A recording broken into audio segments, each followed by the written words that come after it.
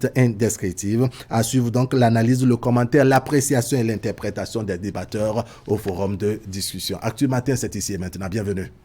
Bonjour à tous.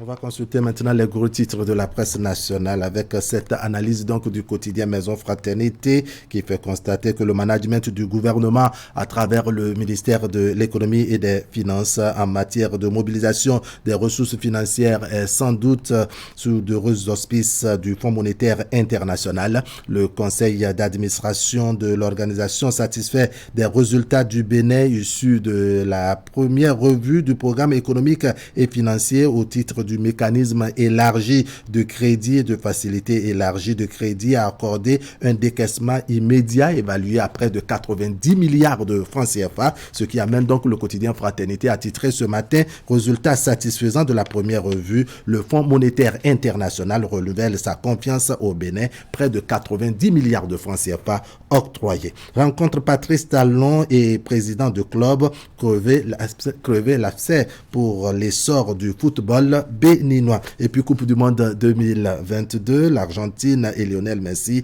sur le toit du monde. Reboisement et entretien de la plage de Fidjrosé depuis 2019. La Sobebra passe le relais à l'État béninois. On verra de quoi cela retourne tout à l'heure en son et en image dans notre bulletin matinal. Et puis animation de la vie politique à Ouida. Plusieurs militants du parti Les Démocrates rejoignent le parti Union Progressiste. Le renouveau, compte rendu à suivre également à cet effet dans notre bulletin matinal et pourquoi pas dans le reste de nos éditions.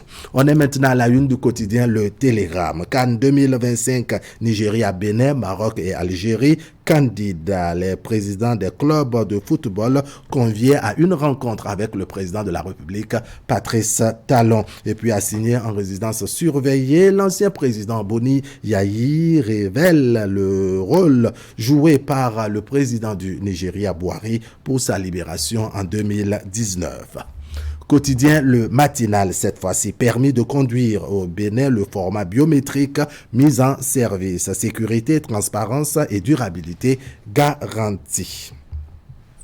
Quotidien La Boussole, 52 jours d'assignation en résidence surveillée. Boni Yayi s'en souvient, remercie ses sauveurs et pardonne. Les 4 vérités, cette fois-ci. Accès à l'énergie propre aux populations béninoises. Une mini-centrale solaire inaugurée à Avrancourt. Et puis pour la victoire du bloc républicain aux élections législatives de 2023 dans la 6e circonscription électorale. Patrice Oussou-Guédé et plus de 1200 leaders rassurent le patron du parti BR, ABT, et lui promettent un chaos. Le matin, quotidien Le Matin, soutenance de mémoire de fin de formation des élèves ingénieurs. L'Instime met 46 nouveaux ingénieurs en STEAM sur le marché. Et puis, accès à l'énergie propre hors réseau pour les populations vulnérables. La mini-centrale photovoltaïque d'Atangodo, n'est-ce pas, c'est dans Avrancourt, a été mise en service. Gaskiani Info, législative du 8 janvier 2023, l'ancien président Boni Yayi fait sa rentrée politique. Daibi Info cette fois-ci, enlevé à Diabata dans la commune de Savais, un délégué et un conducteur de taxi-moto libérés contre 5 millions de francs CFA. Et puis il y a eu accident de circulation sur le tronçon d'Assa-Boycon. On note 2 morts et des tonnes de carton partis en fumée. Pays émergent, législatif du 8 janvier 2023, le mouvement populaire de libération envoie ses soldats en mission pour la conquête du Parlement. Pendant ce temps, le maire de la ville de Cotonou, Luc Setondier Atropo, partenaire de taille du comité national para-olympique du Bénin. C'est donc dans le cadre du championnat national des handisports marqué par un téléthon. L'autre quotidien, Coupe du Monde 2022, l'Argentine sacrée championne. Et puis, Sénat, au niveau donc de la Commission électorale nationale autonome, 4 partis invitent l'institution chargée de l'organisation des élections à revoir le spécimen du bulletin unique. Matin libre cette fois-ci. Transport terrestre au Bénin, le permis de conduire biométrique, une réalité. Et puis participation du parti Les Démocrates aux élections législatives. Komi Kouché, ces propos rapportés donc par le quotidien Matin libre. Il faut aller tester la bonne foi du gouvernement. L'Audace Info à présent, conformément au calendrier électoral, glissant sur la campagne électorale prévue pour démarrer à partir de vendredi prochain, le parti Foscoré pour un Bénin émergent focus sur l'objectif. Pendant ce temps, les 218 soldats du parti MPL ont été envoyés en mission. À la une de Chasseurs Info cette fois-ci, après 5 ans de formation théorique et pratique à l'Instime d'Abomey, 46 élèves ingénieurs et de l'Institut TPS, mise à disposition des entreprises. On va finir très rapidement avec le Soleil Bénin Info, rencontre avec les leaders BR de la 6e circonscription électorale, Abdoulaye Biotchane, le discours et la méthode. Le potentiel à côté qui titre ce matin, réforme au niveau des transports terrestres au Bénin, la natte du papier, le permis béninois passe au biométrique. Alain Hinkati, grand artisan de l'innovation, de la distribution aux bénéficiaires, démarre ce jour, à partir donc de ce lundi. À la une du quotidien Info Matin, opération 6 sur 8 du bloc républicain dans la 6e circonscription électorale. Patrice Oussouguedé, un pion essentiel au cœur du dispositif. Et puis rentrée politique du jeune leader du bloc républicain dans la 6e circonscription électorale, Crescent Agossou, en alliance naturelle avec ses pairs. C'est le quotidien L'Informateur qui va mettre fin, n'est-ce pas, à cette revue des titres de ce matin. L'Informateur, législatif 2023, la campagne électorale lancée ce vendredi. Et puis Qatar 2022, l'Argentine sacrée championne. On revient très rapidement à la une du quotidien Fraternité avec cette bonne nouvelle, donc résultat satisfaisant de la première revue. Le Fonds monétaire international qui renouvelle sa confiance à la partie béninoise avec près de 90 milliards de francs CFA octroyés. Et puis rencontre Patrice Talon et président de club crever l'abcès pour l'essor du football béninois. Le reboisement et entretien de la plage de Fidjurosset depuis 2019, la Sobibra passe le relais à l'État béninois. Eh bien, achetez Fraternité, vous avez le reste de détails. On fait un tour maintenant au niveau de la régie pour suivre le travail de la rédaction tel que pris par nos micros et caméras. On verra l'actualité politique dans les départements Ouébé Plateau, Atakora, Donga, Zoukoline et pourquoi pas dans le département du littoral. C'est le tout image, le bulletin matinal. Campagne promotionnelle de fin d'année sur Canal 3. Nos prix sont en fête au cœur de ce mois de décembre. Pour toutes nos prestations, reportages, magazines, invités journal, émissions de toute nature et même politique, profitez d'une réduction allant jusqu'à 50%.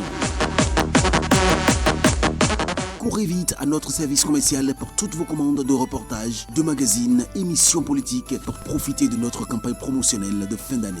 Contact service commercial 69 17 99 99 95 74 29 23.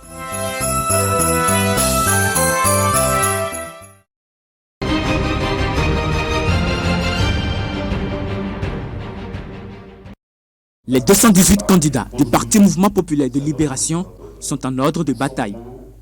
Le parti a procédé à leur présentation à ses militants. Une cérémonie qui s'est déroulée dans une ambiance des grands jours. Pour le parti MPL, c'est une étape importante qui vient d'être franchie. Nous outiller dans la perspective de renverser la maldonne qui gangrène notre chère patrie commune. Le Bénin qui, pour le moment, ne se porte bien que sur papier. Car les statistiques actuelles sont fort louables, mais la réalité laisse à désirer. Le parti MPL, qui fait sa première participation à une compétition électorale, entend changer de cap.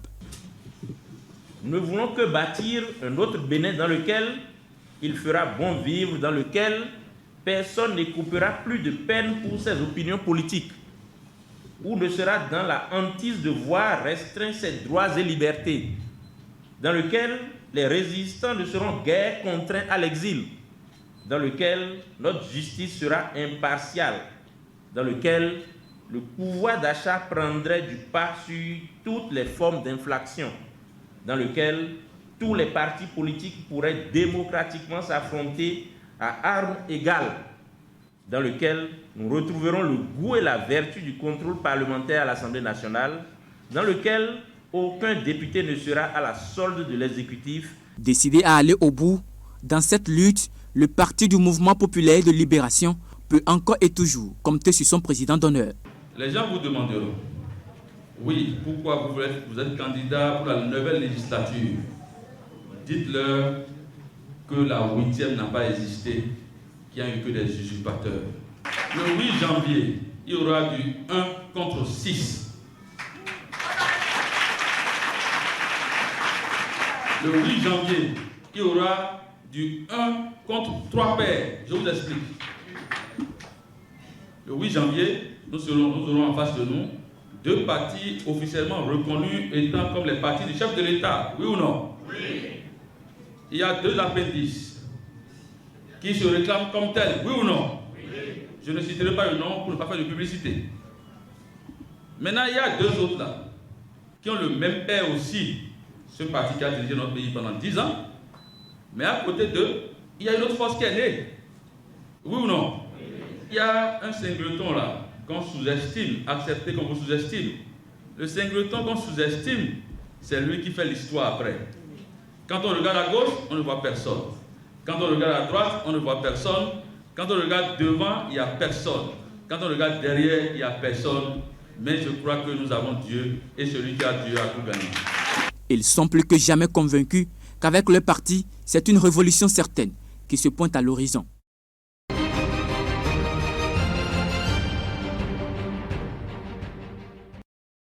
Forte mobilisation des militants Union progressiste et le renouveau de Porto Novo pour cette cérémonie de présentation des candidats désignés pour porter haut l'étendard du parti dans la 19e circonscription électorale.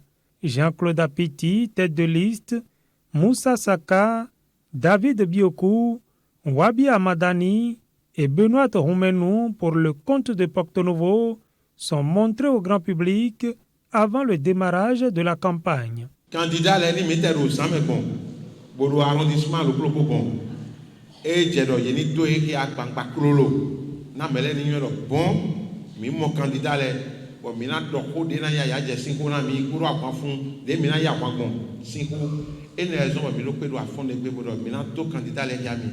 Nous avons fait une tournée. En une semaine, nous avons fait le tour des comités socio-professionnels de campagne. Et ces comités, différents comités de campagne de l'arrondissement nous ont reçus avec effervescence. Et pour clôturer cette tournée, nous avons invité au siège national à Porto Novo afin que nous puissions présenter les candidats de Porto Novo qui appartiennent à la 19e circonscription électorale. Nous sommes engagés dans le combat pour gagner les élections du 8 janvier prochain et nous allons entamer la campagne électorale à partir du 23 décembre et donc il fallait que les militants reconnaissent ceux-là pour qui ils doivent voter, ceux-là pour qui ils doivent faire campagne, ceux-là pour qui ils doivent passer de maison en maison pour mobiliser le maximum. Rassurés du soutien conditionnel des militants à la base et des coordinations de campagne, les candidats Union progressiste, le renouveau de Porto Novo, se disent désormais prêts pour la grande bataille des législatives. Vous avez certainement observé la ferveur avec laquelle nos militants se sont exprimés et je crois que c'est le meilleur signe pour une bonne campagne pour nous, une campagne victorieuse. Tous les militants à la base savent ce qu'il y a à faire. Et il nous revient maintenant de mettre la stratégie en place, que nous avons mis en place à l'heure, et pour pouvoir les accompagner et aller dans toutes les contrées, dans tous les coins de Porto Novo pour, comme je le disais tantôt, ratisser l'âge, avoir les 6 sièges dans la 19e circonscription électorale. Les militants de Porto Novo, des 7 communes et politiques, ils étaient en joie, ils nous ont montré effectivement leur dévouement pour pouvoir nous ramener la victoire le 8 janvier prochain. À travers la tournée dans les arrondissements de Porto Novo et cette cérémonie de présentation de ces candidats, l'Union progressiste et le renouveau a fini de tisser sa toile électorale et sur les 6 sièges en jeu, elle ne compte rien concéder aux adversaires.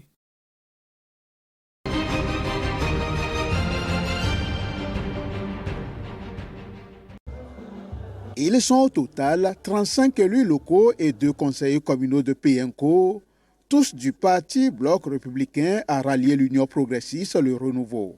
Sous la supervision des honorables Issa Salifou et Ahmed Tidjani Afo-Obo alias Sounwi et devant ces militants et sympathisants du parti de Joseph Diogbenou mobilisés pour la circonstance dans cette salle de la Maison des Jeunes de la localité, ils ont officiellement déclaré leur adhésion au parti du Baobab, une adhésion qui, selon le porte-parole des élus transfuges, a été faite avec l'onction de la base. Après une large concertation de nos populations à la base, nous avons décidé en toute liberté d'adhérer à l'Union progressiste Le Renouveau.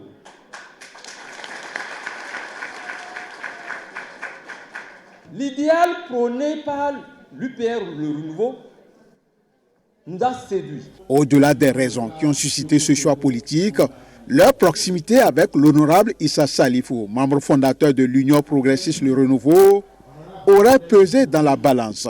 C'est depuis 2004 notre histoire a commencé. Et le bloc que nous constituons depuis 2004, nous avions pu avoir un député. Après l'UBF, nous avons adhéré au G13, toujours avec l'honorable Issa Salé. S'il est donc avec nous ici ce matin, c'est pour cause. Et nous sommes certains et sûrs que sa présence parmi nous est une bénédiction.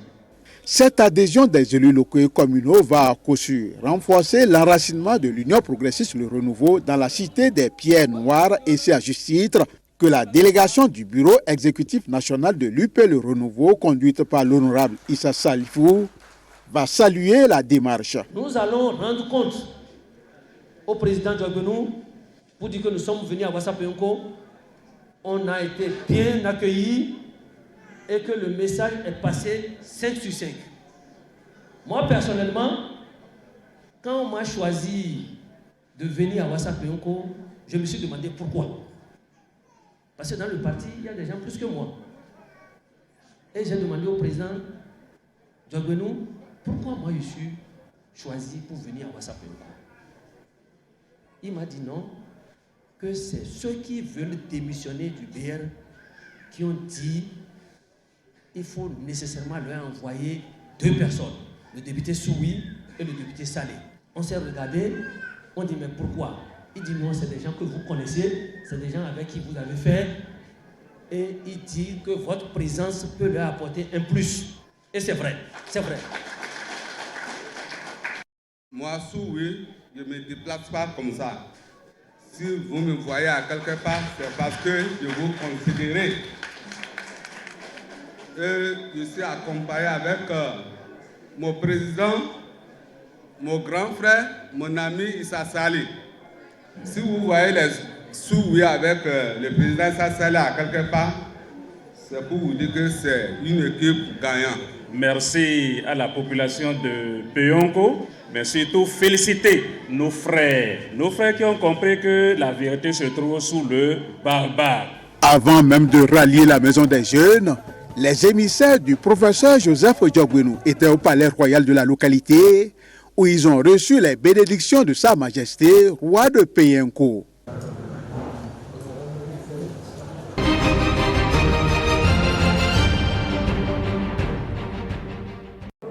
Nous avons compris le jeu qui se joue sur notre tête et avons décidé, par anticipation, de rejoindre officiellement la mouvance au pouvoir, comme c'est le choix caché de nos responsables politiques au niveau des démocrates à Ouida. Nous venons ainsi nous opposer à la politique de facette pour réclamer publiquement notre appartenance à la mouvance. Pour être plus clair, l'Union progressiste du renouveau. Chers militants, la présence de ces invités de marque de l'UP de renouveau explique le choix que nous venons d'opérer.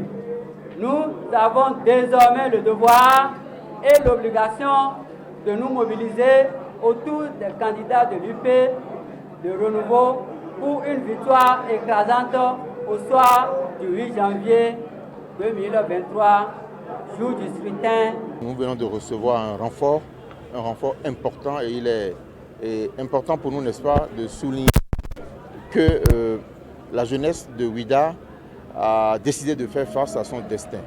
Je voudrais dire toute ma fierté de ces jeunes frères qui ont décidé de prendre leur destin en main, de refuser les jeux de couloir, de refuser le théâtre qui se fait et de penser en réalité à leur destin. Que ça soit BR, que ça soit UP Le Renouveau, nous sommes tous de la mouvance. Et puis, on dit je démissionne de BR pour rejoindre UP. Je démissionne de l'UP pour rejoindre BR. Moi, je vois que, et tout ce monde-là soutiennent le gouvernement. Donc moi, je vois que ça devient un jeu de ping-pong selon moi. Si on doit parler d'adhésion, j'ai quitté la mouvance pour rejoindre l'opposition. J'ai quitté l'opposition pour rejoindre la mouvance. C'est ce qu'on doit appeler comme adhésion vraie, c'est ça. Et maintenant, nous assistons à une adhésion de l'opposition vers la mouvance. C'est un truc vraiment capital qu'il faut applaudir. C'est pour cela que moi, j'ai quitté Cotonou pour répondre présent à cette adhésion.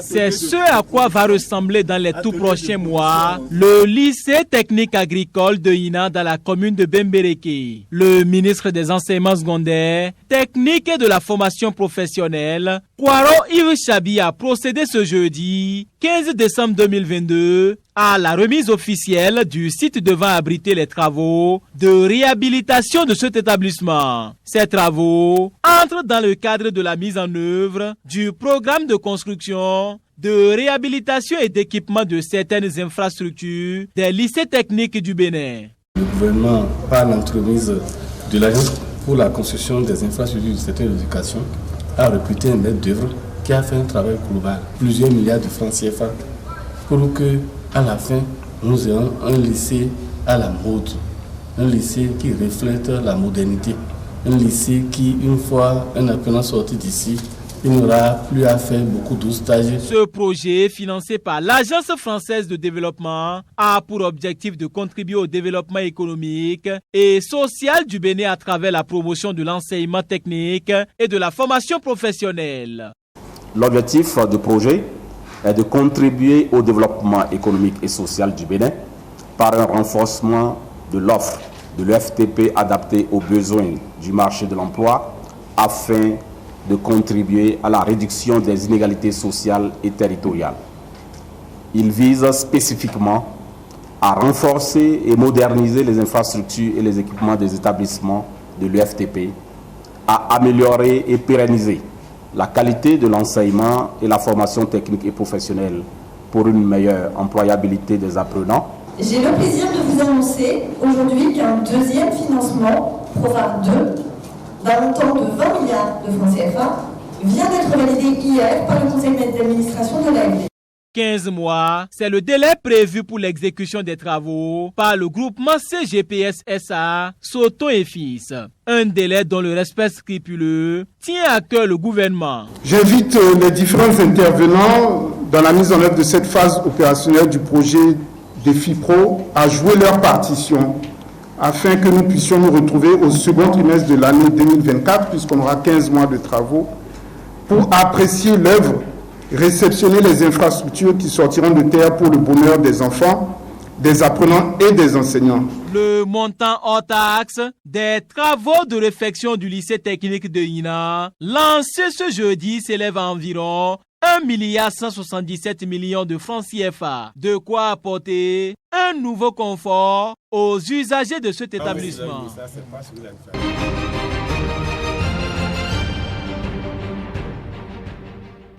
La séance revêt un caractère important pour les organisateurs, de même que les invités. Elle s'inscrit dans le cadre du projet de construction de l'Université nationale des sciences, technologies, ingénierie et mathématiques UNSTIM Abomey, en particulier l'Institut national supérieur des classes préparatoires aux études d'ingénierie, d'un coût total de 9 271 374 027 francs CFA.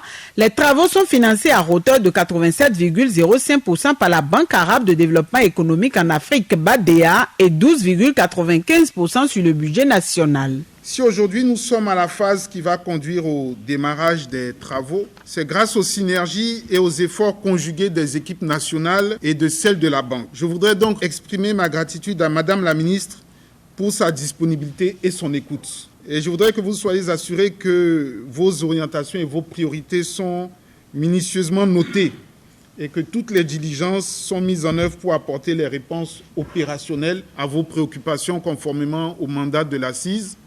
Ce projet sera réalisé avec notre partenaire Séquence, qui mettra à notre disposition toutes ses ressources pour la réussite de notre objectif. Avec contrôle de fonds, et ça c'est principal, le transfert de notre savoir-faire à travers nos équipes d'experts. La rencontre a été l'occasion de présenter à nouveau le projet et de recueillir les avis et contributions des acteurs à divers niveaux impliqués. Les réalisations prévues vont impacter un certain nombre de fonctions au niveau de l'université en vue de faire de l'UNSTIM une référence au Bénin et dans la sous-région en matière de formation d'ingénieurs. Les infrastructures à réaliser, quant à elles, sont composées de plusieurs blocs, dont le rectorat en R+2, un restaurant de 300 places, une résidence pour les étudiants d'une capacité de 300 places en R+3, une infirmerie, un bâtiment administratif. Pour cette première étape, les travaux de viabilisation et de clôture du site sont aussi envisagés. Ils démarrent incessamment et vont durer 15 mois. Ce projet est un projet qui est en même temps une niche d'opportunité pour cette université en matière déjà de collaboration avec les entreprises pour aller à un partenariat, ce que vous avez l'habitude de très bien faire. Je sais également que ce projet est une opportunité pour nourrir un peu de pratique ce que vous avez déjà l'habitude de faire avec les apprenants. Une descente sur le site pour sa remise officielle a mis un terme à la réunion. Les travaux seront exécutés par le groupement CMM Séquence Sarl. L'entreprise est appelée à respecter scrupuleusement le délai requis, mais aussi à veiller à la qualité des matériaux.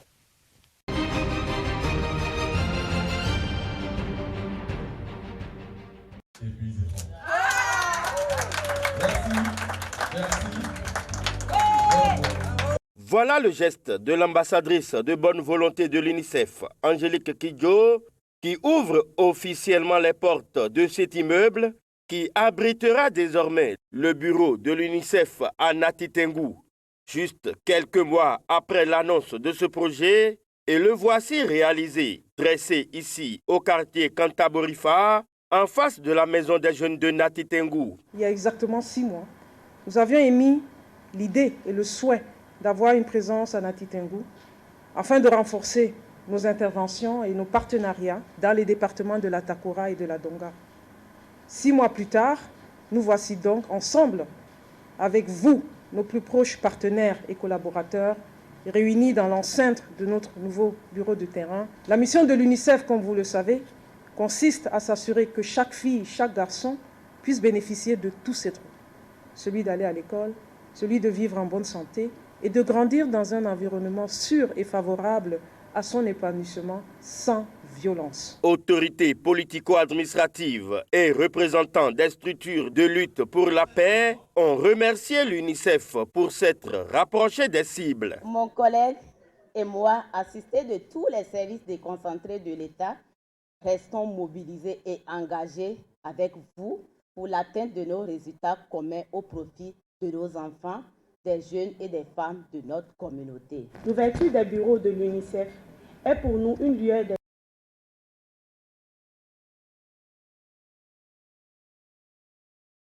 d'espoir. Si et seulement si, ce bureau se rapproche effectivement des préoccupations de tous les enfants et les hameaux et villages de nos 13 communes. En tout état de cause, nous, enfants des départements de la Takora et de la Donga, ferons de ce bureau notre deuxième demeure afin que nos sollicitations soient entendues ou faire de nous de vrais partenaires et de vrais citoyens de demain. Occasion pour les différents partenaires techniques et financiers intervenant dans la Takora Donga de réitérer leur volonté de toujours être aux côtés de ces départements. Avec l'arrivée de l'UNICEF, la présence du système des Nations Unies dans la Takora est renforcée d'une manière substantielle, Madame le Préfet. Mais cela nous offre aussi l'opportunité d'envisager désormais la création d'un bureau des Nations Unies à Nati Tengou afin de promouvoir une action commune et efficace. Cela fait 20 ans qu'Angélique Kidjo a commencé cette aventure avec l'UNICEF et voilà pourquoi, après ce petit panel initié au cours de cette cérémonie d'inauguration, elle a, accompagnée de sa collègue Zénab Habib, donné de la joie à l'assistance sous les bonnes mélodies de l'orchestre féminin de Nati Tengou.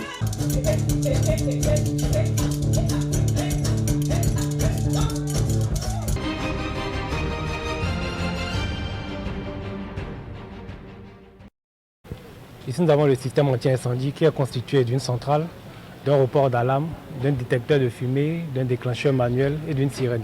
Des journées portes ouvertes, c'est la formule choisie par le pionnier de la sécurité moderne, Benin Tracking Security, pour montrer à ses clients et à la population béninoise les différents services que propose la société. Les nouveaux équipements de dernière génération acquis sont aussi présentés. À Benin Tracking Security, nous offrons de la sécurité électronique et la sécurité personnalisée. Donc dans la sécurité électronique, vous avez la vidéosurveillance, les caméras, le contrôle d'accès, l'accès par badge. Vous avez la sécurité incendie, les détecteurs de fumée qu'on peut vous mettre dans les résidences ou bien les bureaux. Et les nouveaux produits que nous avions apportés, c'est déjà des caméras de longue portée. Des caméras de longue portée qui vont juste à 2 km, qui peuvent lire les immatriculations et voir des personnes à distance, identifier des personnes à distance. Et déjà, là, on peut déjà prendre des précautions et s'arranger à intervenir aussitôt possible avant que le danger ne s'approche de la structure. Et avec ça, nous avons aussi des caméras qui peuvent lire les immatriculations de véhicules pour filtrer les véhicules qui rentrent au sein de la structure. Plusieurs personnalités politico-administratives et des responsables des institutions bancaires et bien d'autres ont aussi visité l'exposition. L'expérience engrangée au fil des ans, combinée avec des équipements ultramodernes, ne laisse indifférents les visiteurs quant à la qualité des services offerts par la société. Franchement, j'étais impressionné par la qualité des dirigeants de l'entreprise et surtout le matériel qu'ils utilisent, aussi bien pour les portes, pour le matériel dont ils disposent, et puis la qualité du personnel. J'espère bien qu'on va avoir une bonne coopération. Moi, je commence à avoir un contrat avec cette société et ce que je viens de voir me rassure. J'ai vu une société structurée, ça fait plaisir, et une société qui a au cœur de ses préoccupations la formation de ses agents, ce qui est très très rare au Bénin. Nous avons déjà une compagnie de sécurité sur notre site, mais nous avons voulu découvrir un peu ce qui se fait ici pour faire une comparaison par rapport à ce que nous connaissons déjà. Mais arrivé ici, nous avons vu beaucoup de choses que nous ne connaissions pas. Il y a même eu des exclusivités puisqu'on nous a présenté certaines choses que les autres n'ont pas, qu'on a découvert ici. Ça nous a beaucoup impressionné. Avec Benin Tracking Security, c'est aussi la formation.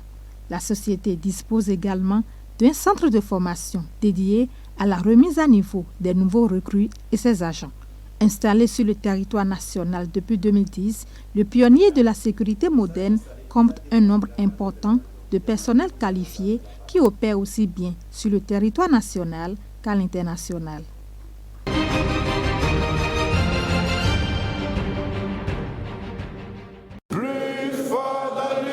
L'Association nationale des promoteurs et exploitants de boulangerie et pâtisserie du Bénin change d'équipe dirigeante à compter de ce samedi 17 décembre 2022.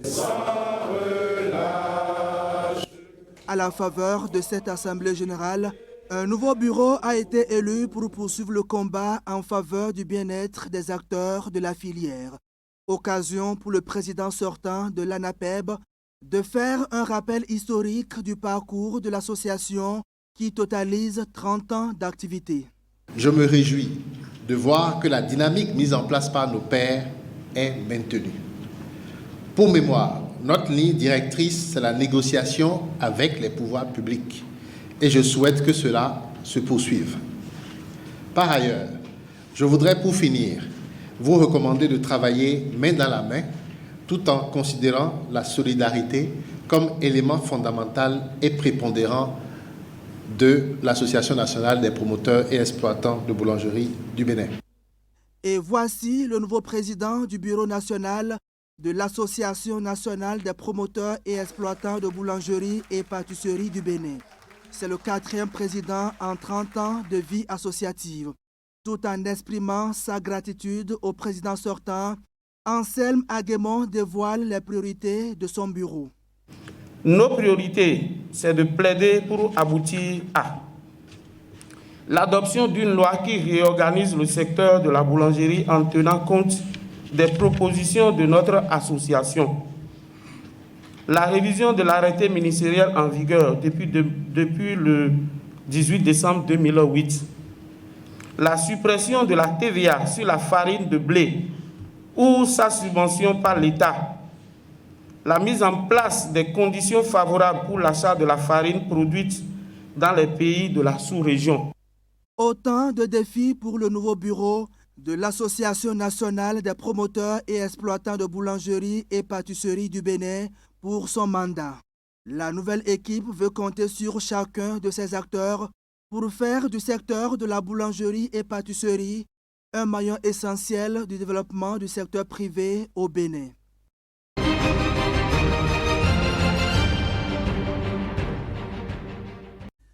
La société béninoise de brasserie a transmis le site de cocotier de la plage de Fidjrosé à la municipalité de Cotonou. Désormais, c'est cette dernière qui s'occupera de l'entretien du site. Pendant 3 ans, la Sobebra a pris en charge la mise en terre des plants et leur entretien. Ici à Fidjrosé, la Sobebra a planté il y a 3 ans plus de 1000 cocotiers sur 6 hectares de cette magnifique plage où nous sommes aujourd'hui présents. Grâce à un suivi extrêmement professionnel des agents des eaux, forêts et chasse.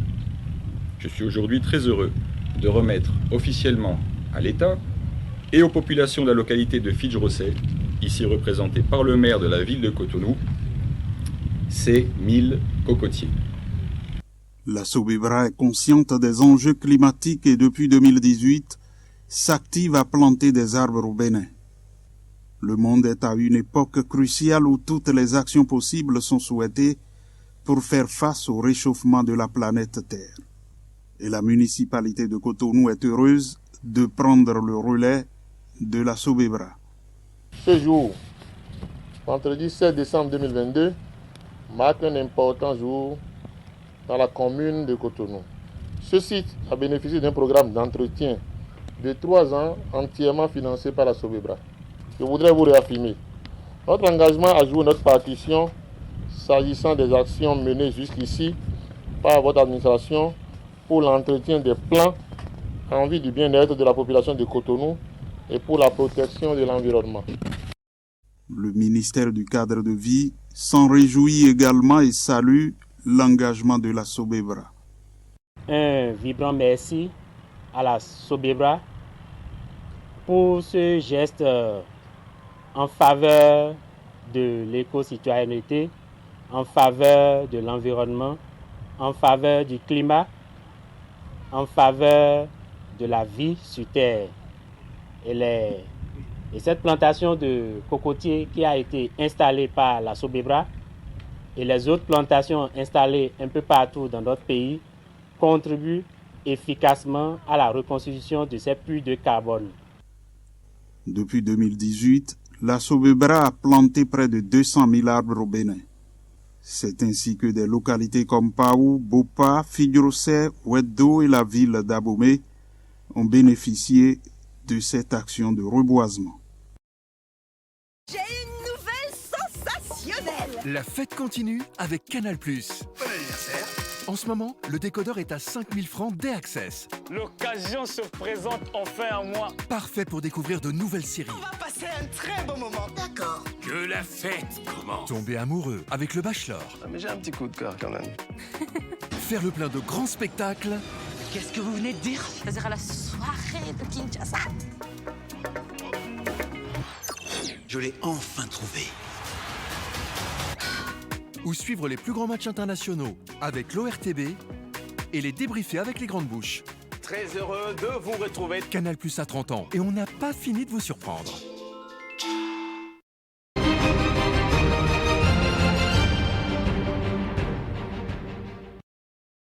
Et c'est l'espoir avec vous, Akime Sédosséné. Akime, bonjour.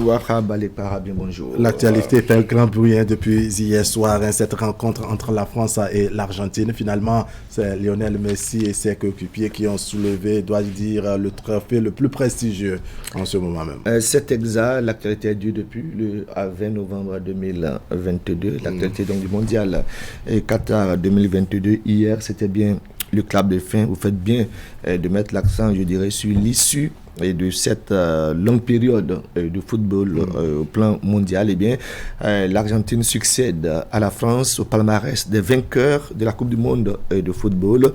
Et c'est au Qatar que l'Albi Céleste fait accrocher à son maillot une 3e étoile attendue depuis le dernier sacre qui remonte à 36 ans. On était donc en 1986. En arrière, un printemps avant la naissance de celui qui portera sur ses épaules la lourde responsabilité de faire écrire cette histoire. Cette exigence tient bien évidemment, je dirais, du potentiel du personnage qui à lui seul marche sur des stats stratosphériques, bien entendu. Meilleur joueur, meilleur buteur, tous les championnats où j'allais dire le temps passé dans le championnat espagnol a été celui de toutes les récompenses individuelles et collectives.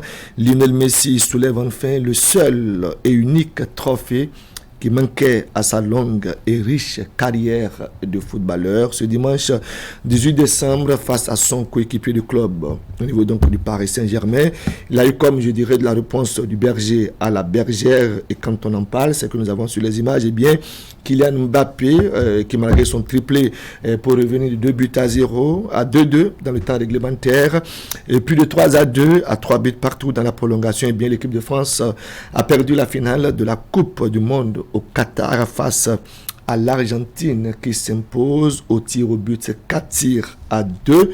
Bien évidemment, c'est ce qu'on retient donc de cette finale. C'est le 3e sacre de l'Albi Céleste après ceux de 78 et 86. La France reste donc avec 2 après ceux de 98 et 2018. Eh bien, Kylian Mbappé a réussi le premier tir de la séance des tirs au but, imité par Messi, mais Coman et Tchouaméni ont manqué le leur. Messi, qui remporte ainsi son premier mondial à 35 ans, a ouvert le score sur penalty. Là, on revisite donc la rencontre d'hier, c'était à la 23e minute.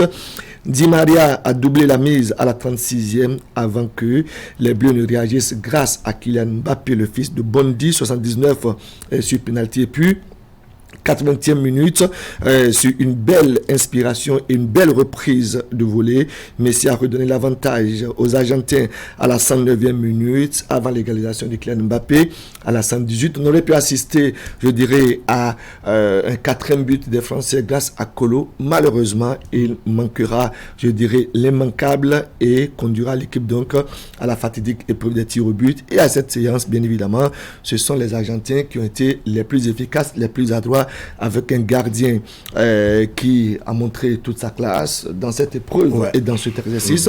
Je vais parler donc de Emiliano Martinez à l'arrivée.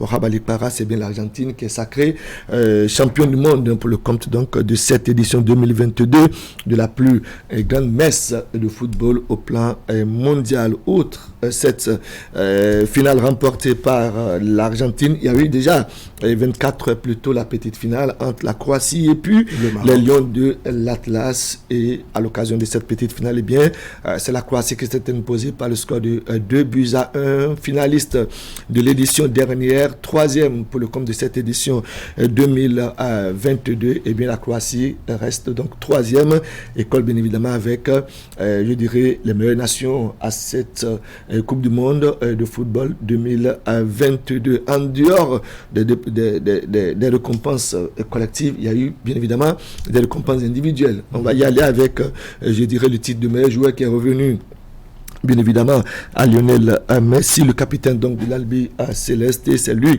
qui a été sacré donc meilleur joueur de ce mondial Qatar 2022. Le meilleur buteur à nom Kylian Mbappé, on l'a d'ailleurs vu hier également sur l'aire de jeu, un triplé et à seulement 24 ans. Franchement, ce garçon a tout simplement montré qu'il constitue l'une des prochaines révélations, l'une des prochaines valeurs, celui qui va marcher, je dirais, sur le football mondial dès les prochaines années, parce qu'il colle avec, je dirais, les meilleurs en ce moment au niveau donc de la planète foot. Le meilleur jeune joueur, c'est du côté donc de l'Argentine, c'est bien le jeune Enzo Fernandez, c'est lui qui a été sacré donc meilleur jeune de ce mondial Qatar 2022.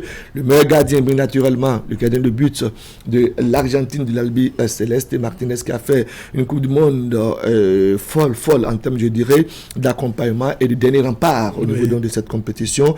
La séance de tir au but, c'est bien sa tasse de thé. Il affectionne bien cette séance. Il a déjà démontré à l'occasion de la Copa América. Il a encore démontré à l'occasion de ce mondial Qatar 2022. Et puis l'équipe Fair Play, c'est bien la formation des Tri-Lions. C'est bien l'Angleterre qui finit l'équipe Fair Play de ce mondial Qatar 2022. Voilà un peu résumé, je dirais, cette grosse actualité du mondial qui a commencé depuis, je rappelle, depuis le mois de novembre. Depuis le 20 novembre. Et bien évidemment, avec tout au long de cette compétition, des sensations du côté africain pour les nations africaines qui étaient à cette compétition. On rappelle les 5 au total dans le starting block pour le coup d'envoi de cette compétition. 3 ont été déposés à l'étape de la phase de poule. C'est notamment le Ghana, c'est entendu le Cameroun et c'est aussi la Tunisie. Le seul bémol, c'est qu'au moins ces 3 nations sont rentrées avec une victoire, autant pour le Ghana, autant pour la Tunisie, autant pour le Cameroun.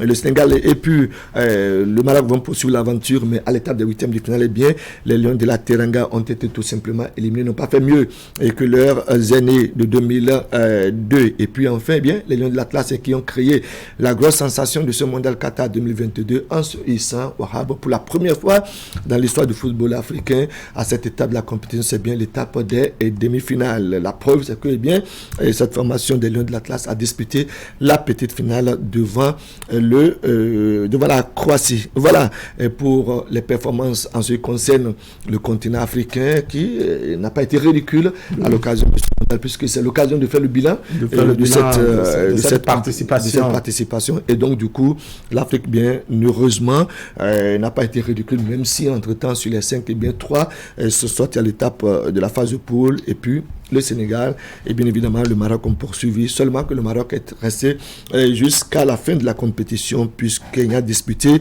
le carré d'as de cette compétition. Et puis comme vous l'avez constaté au Rabat pareil bien, il y a eu des révélations, il y a eu de bons joueurs, il y a eu des confirmations à l'occasion de ce mondial, des déceptions à l'occasion de ce mondial. C'est notamment la Belgique sortie donc en phase de poule, c'est aussi l'Espagne qui a été sortie par le Maroc à l'étape des 8e de finale. C'est aussi le Portugal de Cristiano Ronaldo qui, lui, malheureusement, ne pourra pas autant qu'il avait voulu soulever ce trophée aussi qui manquait lui aussi à sa longue carrière de football. Malheureusement, ce sont un adversaire de tout le temps parce que c'est deux qui se challengent. Ce sont deux acteurs qui se challengent et qui ont plané sur le football mondial depuis des années. Je crois qu'aujourd'hui, ces deux peuvent aller se reposer tranquillement parce qu'ils ont apporté beaucoup à l'animation du football mondial. Je parle bien évidemment de Cristiano Ronaldo et puis de Lionel Messi parce que bien entendu après ces deux, il y en a encore qui nous feront véritablement rêver du beau football, à l'exemple de Kylian Mbappé qui à lui seul Wahab Alikpara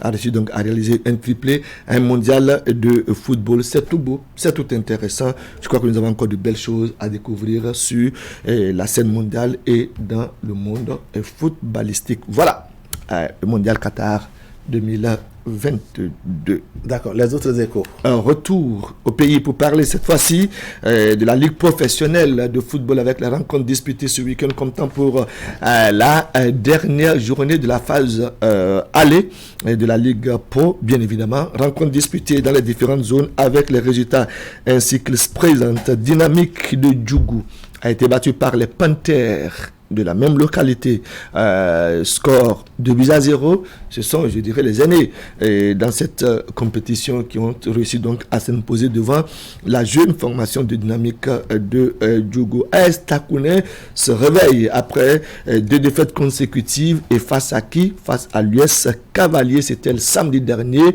Les éléphants de Candy sont imposés par le score d'1-0. Pendant ce temps, 24 heures plus tard, c'est bien Dynamo de Parakou et puis les Buffles FC de Parakou qui sont neutralisés. C'était hier. La rencontre s'est soldée par le score d'1 partout. Score pas identique, mais en termes, je dirais, de gain. C'est du 0-0 entre Beke de Bembeleke et puis Damissa. Pendant ce temps, Yalsport était au repos au niveau de la zone A. Allons visiter ce qui a fait l'actualité au niveau de la zone B pour faire constater que Dynamo d'Abomey, après le déçu dans un duel de la partie du plateau, devant donc AS Tonnerre, la rencontre s'est soldée par le score de 3-0 en faveur du club de la cité historique d'Abomey. Espoir et puis Rodio se sont séparés et Dozado Dadje a battu Énergie par le score de 2-0. Banigansé a joué Loto Popo, Loto Football Club, c'était du côté 2 et Banekwara Soleil FC était au repos à l'occasion donc de cette 9e journée. Dans la zone C, AS Cotonou et puis la Spark se sont séparés. Dozado 1 but partout. Les Requins de l'Atlantique ont contré le champion en titre au partage des points. La rencontre s'est soldée sur le score d'1 but partout entre donc les Requins puis Coton. Football Club Aziza domina Didia 2-0. Sitatonga a été battu par Ofma Sad Score de la rencontre 1-0. L'AS Police était heureux. Pour enfin, dans la zone D, les Dragons et puis Assevo se sont séparés 2-0. La Jaquetou et puis Aïma ont fait 2 buts partout. La JS Pobé a battu Jeffa par le score d'1-0. Et puis enfin, on retiendra que la JS Ouida a pris le dessus sur Franco Omnisport 2-0. L'impact de ces résultats au niveau du classement se présente ainsi qu'il suit. Dans la zone A, les Buffles, malgré le nul concédé face à Dynamo de Parakou, sont leaders avec 18 points. 3 points les séparent de l'US Cavalier qui totalise 15 points. 13 points pour Damissa, 11 pour AS Takounais, 11 points pour Beke de Bimbireke, 10 points pour Dynamo de Parakou, 9 points pour les Panthères de Djougou, Dynamique de Djougou à 4 points, et puis 3 points sont à mettre à l'actif de Real Sport de Parakou. Dans la zone B, on va faire constater que Dadé reste leader avec 19 points, 18 points pour Dynamo d'Abomey, 17 pour Lotto Football Club, 12 points pour Banégansé 4e, 5e Espoir de Savalou 10 points, 8 points pour Astoner, 7 pour Rodio, 7 pour Énergie Football Club, et puis enfin 2 petits points pour Soleil Football Club de Cotonou. Dans la zone C, les requins de l'Atlantique sont leaders, à la différence de buts plus avantageuse pour cette formation, puisque Coton a également 17 points plus 9. Aspac 14 points, 11 points pour l'AS Cotonou, 11 pour Ofmas Saad, 7 pour Aziza, 7 pour l'AS Police, 6 points pour Adija, et puis la lanterne rouge au niveau de cette zone C, Anon Sitatunga. Enfin, dans la zone D, Aïma leader avec 14 points, suivi de Soumembab Sport 13 points, Asvo 11 points, 11 pour la Jaquetou, 11 pour la jeunesse sportive de Poubet, 10 points pour les Dragons Football Club de Porto Novo, Jeffa à 8 points, 7 points pour la GS Ouida, et puis dans cette zone D, c'est bien Avranco qui ferme la marche avec 5 petits points.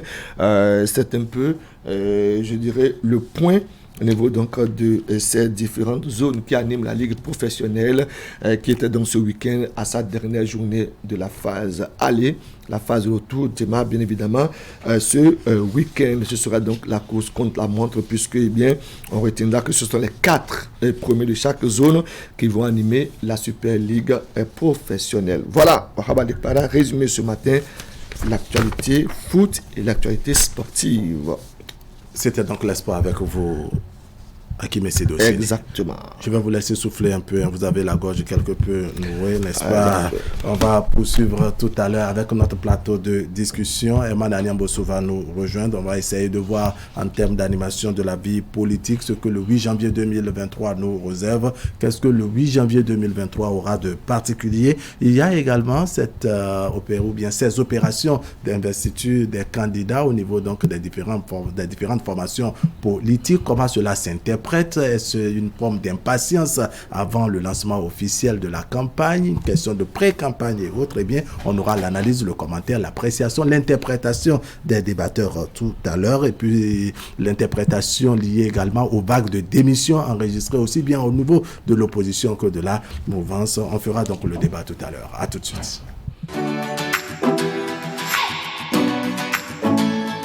Fini avec les soucis de vol et intrusion intempestifs. Benin Tracking Security vous offre son système anti-intrusion, extrêmement efficace contre toute intrusion malveillante, muni de détecteurs d'ouverture et de mouvement. Avec notre anti-intrusion, vous êtes relié à notre salle de contrôle unique au Bénin, qui reçoit automatiquement l'alerte et diligente la riposte grâce à notre unité d'intervention rapide et aux forces de sécurité publique. Adoptez notre système de tracking et de géolocalisation qui vous permet de localiser votre véhicule en temps réel au Bénin, comme dans toute la sous-région ouest africaine. Bénin Tracking Security, c'est aussi la vidéosurveillance avec des caméras d'une qualité irréprochable, le contrôle d'accès d'ouverture et de présence très efficace, mais également un système anti-incendie avec des détecteurs de fumée ultra performants. Bénin Tracking Security, nous réinventons la sécurité. Bénin Tracking Security, le pionnier de la sécurité moderne au Bénin. C'était année, on va fêter comme des boss avec Néo et Allo. Jusqu'au 19 janvier 2023, venez vous équiper chez le boss de l'électroménager. Écran TV, barre de son, réfrigérateur, micro-ondes, machine à laver, climatiseur et bien d'autres. Tout pour se mettre bien et passer de belles fêtes. Rendez-vous vite dans une de nos boutiques Néo et Allo à Cotonou, Ganry, Avenue Stemez, Canguizo et Erivan. Tous les produits sont garantis jusqu'à 12 mois. Service après-vente et livraison assurée. Infoline 60 assuré 66 66. Et quelle technologie vous souhaite? Joyeux Noël et bonne fête de fin d'année.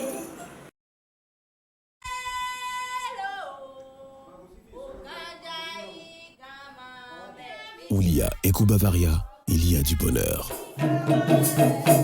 Les grands moments méritent d'être célébrés avec Eco Bavaria, le breuvage de cette génération et des générations à venir. Oui, Eco, notre écoute. Toujours au rendez-vous. Eco, la tradition de l'excellence.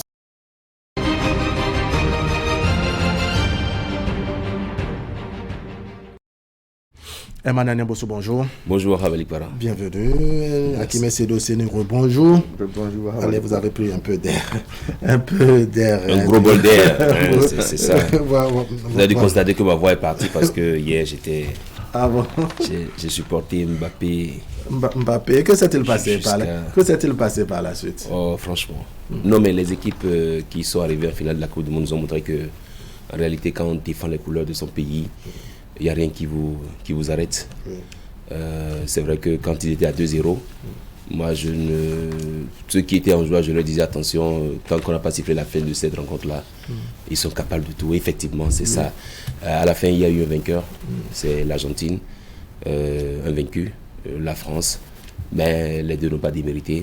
Pour ma part, je pense que ça doit servir d'exemple à la jeunesse béninoise, à la jeunesse africaine. Finalement, on peut dire que dès que aussi longtemps que l'arbitre n'a pas sifflé le dernier coup, n'est-ce pas, il faut se dire que l'espoir est encore perdu. Parce qu'à un moment donné, n'est-ce pas, quand on menait la France 2-0, c'est un peu comme si c'était vraiment fini pour la France. 2-0 et encore les attaques, les assauts étaient répétés de part et d'autre en direction de la partie française. C'est un peu comme si le sort de la France était scellé un peu plus tôt.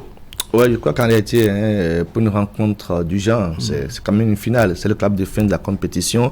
Et bien, quand l'Argentine mène 2-0 et quand l'Argentine maintient la pression sur la France, au regard du visage que présentait cette explication de ces deux nations, ça n'était pas vraiment évident. Quoique peut-être Emmanuel a jeté des courriers, c'était pas évident que la France revienne au score parce que rien ne présageait de cette possibilité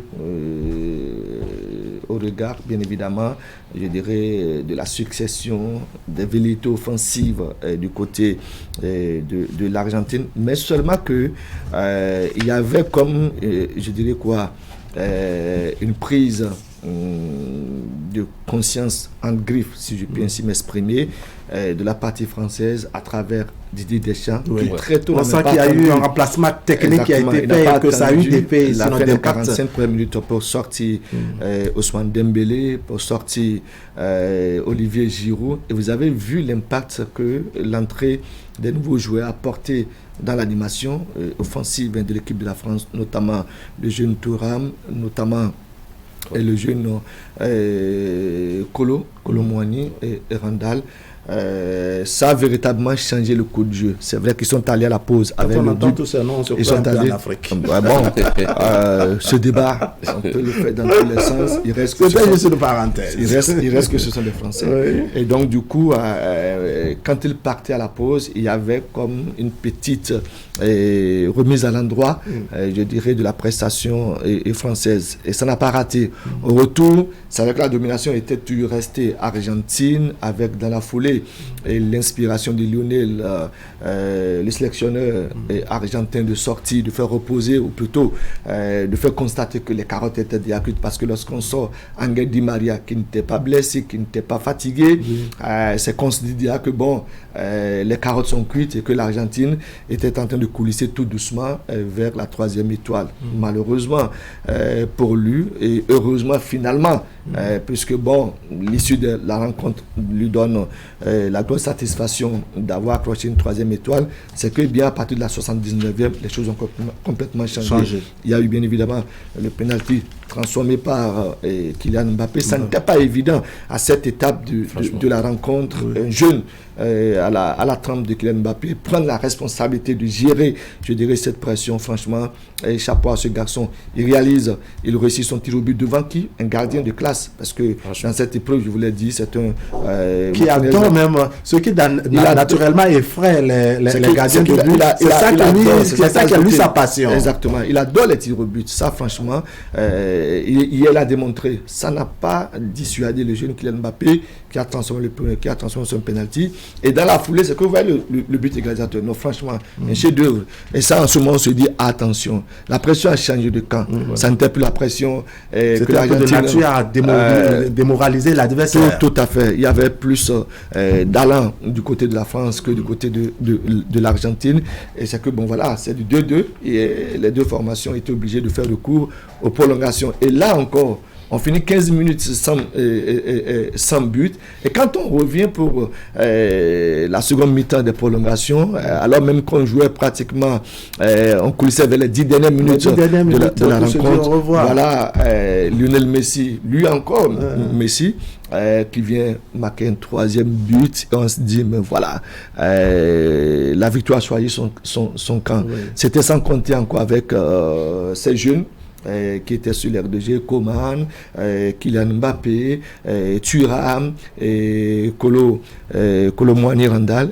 Vous avez vu ce que ça a donné. Il y a eu enfin un autre penalty. Et là, en ce moment encore, à la 118e, au Haraba Lipara, quand Mbappé vient se positionner, on se dit, attention, est-ce qu'il ne va pas nous faire comme ça a été le cas avec Harry Kane, à l'occasion donc des cas entre la France et puis l'Angleterre qui a manqué son deuxième penalty. Mais là, franchement, ce garçon, je crois que de plus en plus, il finit par faire l'unanimité sur sa performance, sur la qualité du joueur qu'il est, sur le fait qu'il a la tête sur ses épaules, sur la sérénité qui fait aujourd'hui la force de ce jeune homme, de ce natif de Bondy. Il réalise ce qui n'était pas évident. Irritable, il n'a pas arrêté. Parce que la pression à ce moment, on se disait, 118e minute, un penalty, vous manquez le penalty, c'est terminé. Vous réussissez le penalty, ça vous envoie peut-être au tir au but, ou même un peu avant, c'est que vous avez la possibilité, un peu après, vous avez la possibilité donc de gagner. Et vous avez vu, comme je vous le disais tout à l'heure dans la presse sport, quand il transforme son penalty, c'est qu'il y a 3-3. Oui. Et davantage, c'est que la pression, il aurait fallu peut-être 5 autres minutes que je crois que ça n'aurait pas été la même issue que ce qu'on a eu. C'est que Kolo a eu la possibilité de tuer complètement le match. Malheureusement, comme il a fait contre le Maroc, il n'a pas eu cette inspiration face à l'Argentine. Martinez empêche donc la France de prendre, de se lever le trophée pour une deuxième fois consécutive. Et la fatidique épreuve de tir au but n'a pas été l'avantage de la partie française. Et là encore, même au tir au but, vous voyez, il vient encore le premier. Non, franchement, quoi qu'il en hier, il a donné tellement d'émotions. Et ce qui est exceptionnel, c'est que ces tirs au but les a joués presque dans les mêmes directions, des mêmes côtés, il a réussi à marquer. Et quand tu donnes le temps, j'ai été un peu embêté que de constater que Tchouaméni et puis Coman soient passés vraiment à côté de la plaque. À côté. Oui. Bon, on peut dire c'est des choses qui arrivent. On peut conclure qu'un grand joueur reste un grand joueur. Mbappé a fait ce qu'il a pu, seulement que bon, à la fin, il fallait en tout cas un vainqueur et pour ne pas dire un perdant aussi. Un grand joueur restera un grand joueur pour peu qu'il ait la confiance de son coach. Vous avez vu un peu le changement hier, par exemple, qui est intervenu à la tête de l'équipe française, dans l'équipe française. C'est aussi ça, le courage des sélectionneurs. C'est ce qu'on demande aux sélectionneurs. C'est à un moment donné de pouvoir crever l'abcès, de pouvoir se dire, même si ce changement va me créer des ennuis, je préfère faire ce changement parce que ça là, j'en ai besoin. Il a fait une bonne lecture du jeu. C'est un peu comme Hakimi va peut-être me rappeler, c'est un peu comme le match entre le Bénin et le Sénégal. Où il y a eu un changement rapidement dans notre équipe nationale, ça a permis quand même de changer un peu le cours du jeu. Oui. Parce que justement, les grands joueurs, vous savez, ils sont grands et puis ils veulent pas. On ne veut pas leur faire du mal, on ne veut pas les déranger, on les laisse faire leur show dans le rond central, ils viennent chez nous, ils font ce qu'ils veulent. Alors quand le sélectionneur français a fait ces changements rapidement, là, vous avez vu que le cours du jeu a changé automatiquement. Donc je pense que il y a beaucoup de leçons à tirer de cette compétition. À la fin, les Argentins, et c'est ce qui manquait un peu à la collection de Léo Messi, il a eu ce qu'il fallait, et je pense que on va le dire bravo et bonne chance. La suite, c'est que on poursuit la rencontre. La prochaine fois, ce sera 9 équipes africaines. On va espérer que le Bénin, avec les guépards, ou les écureuils, ça dépend, les écureuils, les guépards, pourvu que le coq soit tué, et donc on puisse rapidement aller à cette compétition. Voilà. Merci. Bien, dans nos discussions de ce matin, on va se proposer une lecture donc sur le tempérament et même l'état d'âme des acteurs et des formations politiques à quelques jours seulement du lancement officiel de la campagne. On se demande comment faut interpréter ces opérations d'investiture ça et là des candidats aux élections législatives comptant donc pour le 8 janvier. Pour le 8 janvier, en termes d'animation de la vie politique également, on se demande ce que 2023 aura de particulier que les élections législatives précédentes. Et puis, il y a également ces questions de vagues, ces vagues de démission, ça et là, opposition émouvante, chacun y va, dois-je dire, avec son lot de casse-tête. Comment on interprète tout cela? On va se poser ces questions et tenter des approches de solutions. Selon vous, Kim Sedou Oseni, qu'est-ce que 2023 aura de particulier? Aura de particulier? Ce que 2023 aura de c'est carrément le TOFA que vous devez activer, le TOFA politique. Ce que 2023 aura de particulier, c'est dire le nombre de députés. Ce n'est plus 89. On passe à 100, et ce n'est plus 83, j'allais dire. On passe à 109. C'est dire ça de particulier. Ce que 2023 a de particulier, bien entendu, c'est aussi Wahawali Para, la durée du mandat de ces honorables députés. La prochaine législature, la 9e. Ça ne sera même pas 3 ans, c'est moins de 3 ans. Ça fera 2 ans, 7 mois, 2 ans, 8 mois. Et donc, c'est d'ailleurs ça la grosse particularité de cette législature. Et puis une autre particularité de la législature, au-delà donc de la durée dont j'ai parlé, au-delà du nombre de députés dont j'ai parlé, c'est que, eh bien, pour une fois, nous aurons une représentation féminine intéressante, donc en griffe à l'Assemblée nationale, parce que tout au moins 24 femmes vont siéger au niveau de l'hémicycle pour le compte de la 9e législature. Ça peut aller au-delà de 24, mais on sait que potentiellement, eh bien, 24 femmes vont siéger sur les 109. C'est déjà pas rien, c'est déjà important au niveau donc de cette institution parlementaire. Ce qu'il y aura aussi, ce que nous aurons encore de particulier, c'est bien évidemment que ces honorables députés auront beaucoup de challenges à relever.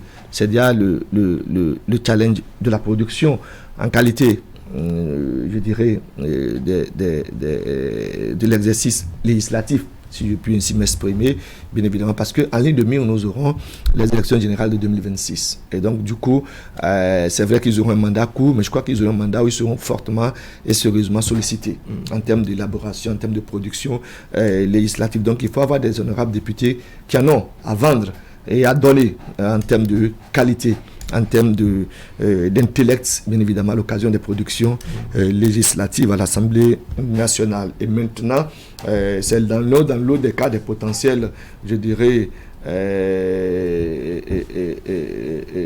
des potentiels députés qui vont adouber et valider des candidatures pour le compte de la présidentielle de 2026. Donc je crois que il y a bien de particularités. C'est ce qui explique le fait d'ailleurs que, eh bien, à l'occasion de la campagne qui va s'ouvrir instamment, eh bien, nous aurons à véritablement les entendre sur l'offre qu'ils auront à proposer à l'occasion donc de la prochaine législature, parce que, eh bien, je crois qu'il y a bien d'enjeux, tel que je les ai cités tout à l'heure, et puis le fait qu'on aura la possibilité d'avoir, je dirais, plusieurs autres pensées politiques à l'Assemblée nationale, parce que les élections sont bien ouvertes et sont bien inclusives. C'est 4 partis de la mouvance présidentielle pour 3 partis de l'opposition. Ça veut dire que véritablement on a la possibilité d'avoir des moments de chaud d'empoignade d'intellect au niveau donc de l'institution parlementaire. Alors, Que dit le TOFA à votre niveau? Comment vous envisagez le 8 janvier 2023? Ça aura quoi de particulier par rapport aux élections législatives précédentes?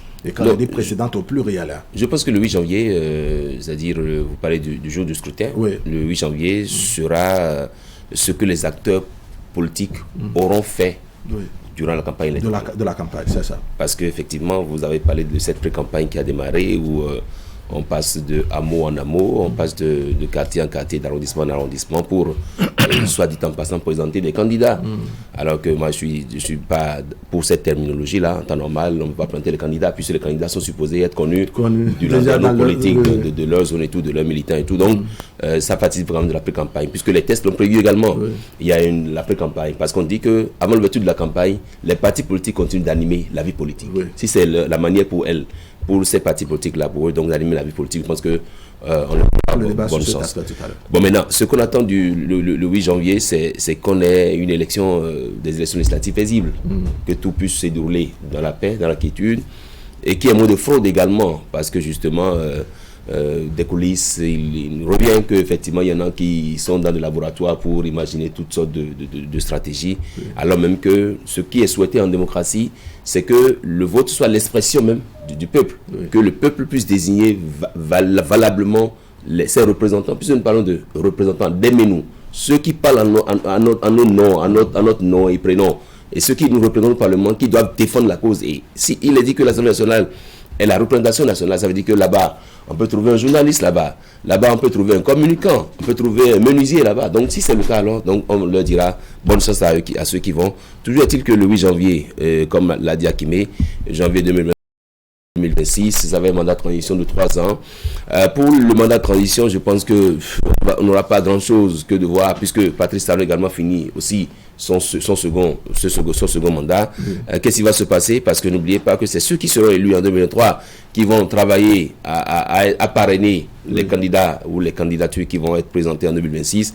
2026 qui constitue un gros morceau, parce que là-bas il y a élection générale, il y a élection cumulée, législative, communale et tout, présidentielle. Donc je pense que c'est ce qui est également intéressant, c'est qu'on aura un rajeunissement de la classe politique. Vous allez voir au Parlement, vous avez d'ailleurs constaté à travers les listes qui ont été présentées, c'est qu'il y a des vieux à qui on a dit bon, allez vous reposer, ou alors on va vous trouver d'autres cordes à vos arcs. Donc pour ma part, je pense que c'est aussi ça qui a salué. Pour les 24 femmes, c'est acquis. Maintenant, il faut également saluer les partis politiques qui ont mis des femmes qui opposent des femmes, de sorte qu'on puisse avoir à la tête au Parlement peut-être une trentaine, une quarantaine de femmes. Je pense que si ça l'a fait... Est-ce que vous pensez que 2023, le 8 janvier 2023, aura une particularité liée au taux de participation, étant donné que cette fois-ci, il y a une certaine ouverture, contrairement à ce qu'on a eu courant 2019, Emmanuel? Il y a quand même à noter sur le terrain, à l'occasion de cette pré-campagne-là, un engouement des populations. Et c'est vrai que si en 2019, il y a eu cette peur qui a été agitée, donc qui a fait que les populations ont eu du mal à sortir de leur maison pour aller voter. Moi, c'est l'histoire de ce père de famille, une grande famille dans la maison, qui, le jour du scrutin en 2019, a fermé son portail et a interdit aux enfants de sortir parce qu'ils craignaient pour leur vie. Je pense que 2023 ne sera pas comme 2019, puisque Akimé l'a rappelé également, c'est au moins 3 formations politiques de l'opposition, ou 4 de la mouvance qui compétissent. Donc, pour ma part, je pense qu'il y aura forcément un grand engouement, il y aura un taux de participation record. Et d'ailleurs, les partis politiques qui vont à ces élections ont intérêt à faire sortir les électeurs, parce que, n'oubliez pas, effectivement, c'est vrai que l'ambiance de pré-campagne semble faire taire un peu la question des 10%, alors que c'est un obstacle, c'est le fil rouge. C'est le fil conducteur même. Akimé Sédosséné, est-ce que vous voyez, je dirais, le nombre de partis, c'est-à-dire la multiplicité des formations politiques, cette fois-ci, contrairement donc à 2019, est-ce que vous pensez que ça pourrait faire drainer du monde, ça pourrait apporter un certain engouement et une certaine motivation dans le rang des populations? Ça devrait. Mais c'est pas gagné d'avance, vous pensez? Oui, ça devrait, parce qu'en réalité, bien entendu, ceux qui n'avaient pas eu la chance d'exprimer ce droit de vote ont soif de cette possibilité, le 8 janvier prochain, d'aller exprimer, d'aller accomplir cet exercice-là. Parce que quand vous avez le droit de vote ailleurs, c'est après d'âpres discussions, d'âpres combats qu'on finit par acquérir ce droit. Quand vous l'avez, bien évidemment, il faut en profiter. Et certains gardent encore en mémoire le fait de n'avoir pas eu la chance de faire le choix. Aujourd'hui, que dans le starting block, il y a des formations politiques qui peut-être portent leurs aspirations, c'est qu'ils voudront se rendre dans les urnes pour valider, pour accepter, pour, je dirais, cautionner, bien entendu, les offres qui seront proposées à l'occasion de la campagne qui va s'ouvrir le 23 décembre prochain. Donc, je crois que au-delà de ces personnes dont j'ai parlé, les responsables des partis politiques, les candidats au premier chef ont intérêt à travailler à ce que s'il y avait une désaffection de la chose politique et de la chose électorale, que cette fois-ci, les populations se sentent concernées parce que c'est quand même des élections de proximité. Il s'agit des législatives.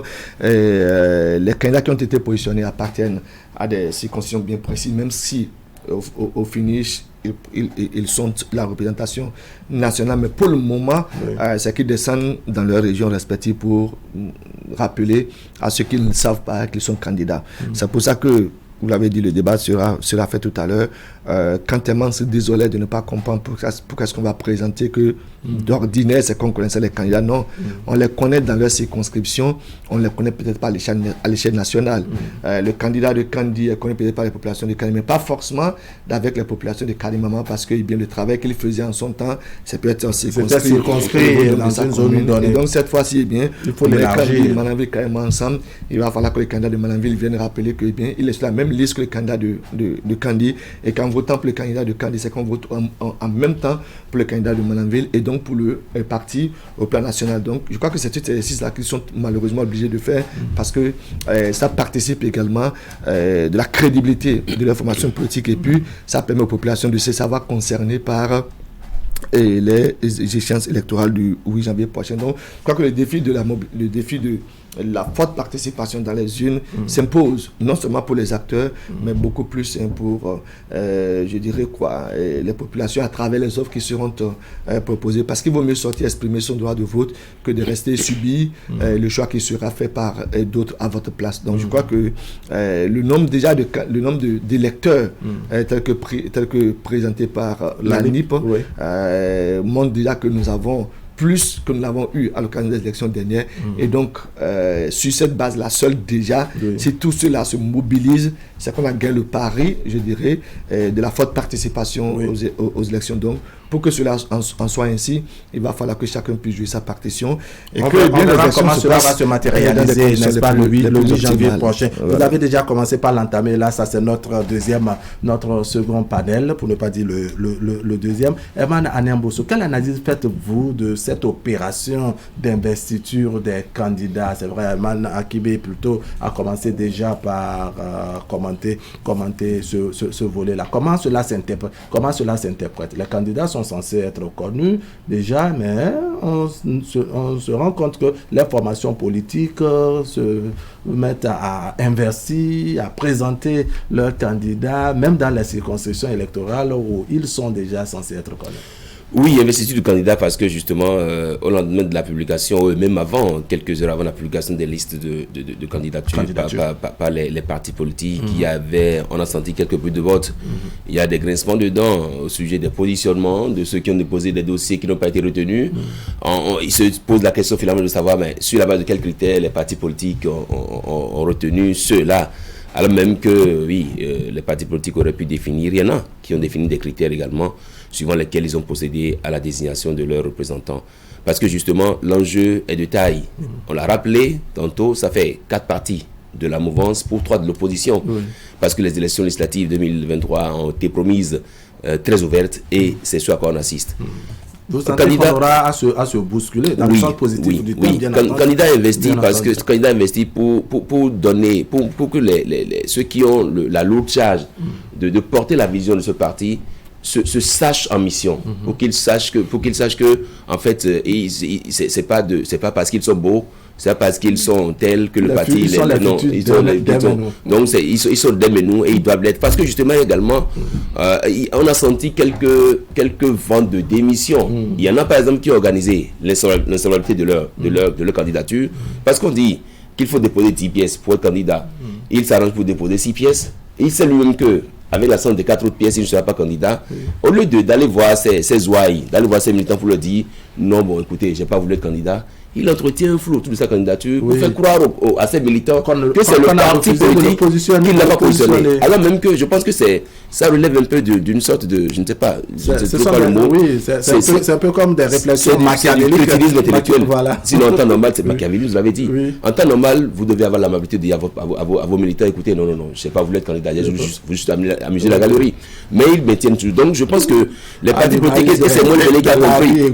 Moïse Béné qui a compris, parce qu'en 2019, il y a eu ce doublon et qui a dit à ses candidats, je vous investis officiellement pour que vous puissiez devant micro-caméra dire oui, je suis candidat pour Moïse Béné. Pour ne pas dire après non. Et ça ne s'agit pas seulement des candidats, il y a également la lecture que les autres institutions pourraient dire à ceux qui ont été investis, les voici, on les a vus. Voilà, donc il y a eu d'autres partis qui ont également investi leurs candidats. Je crois le week-end dernier, c'est MPL, Mouvement Populaire de Libération, qui a investi les candidats avant. Il y a le BR, il y a l'Union Progressiste. Je pense que pour moi, c'est une bonne méthode. Ça permet clairement à ceux qui n'ont pas été retenus de savoir que oui, le parti les a investis et ils vont en mission pour ceux qui sont sur les listes. Ces investitures-là, doit-on les interpréter comme une forme d'impatience au sein des formations politiques?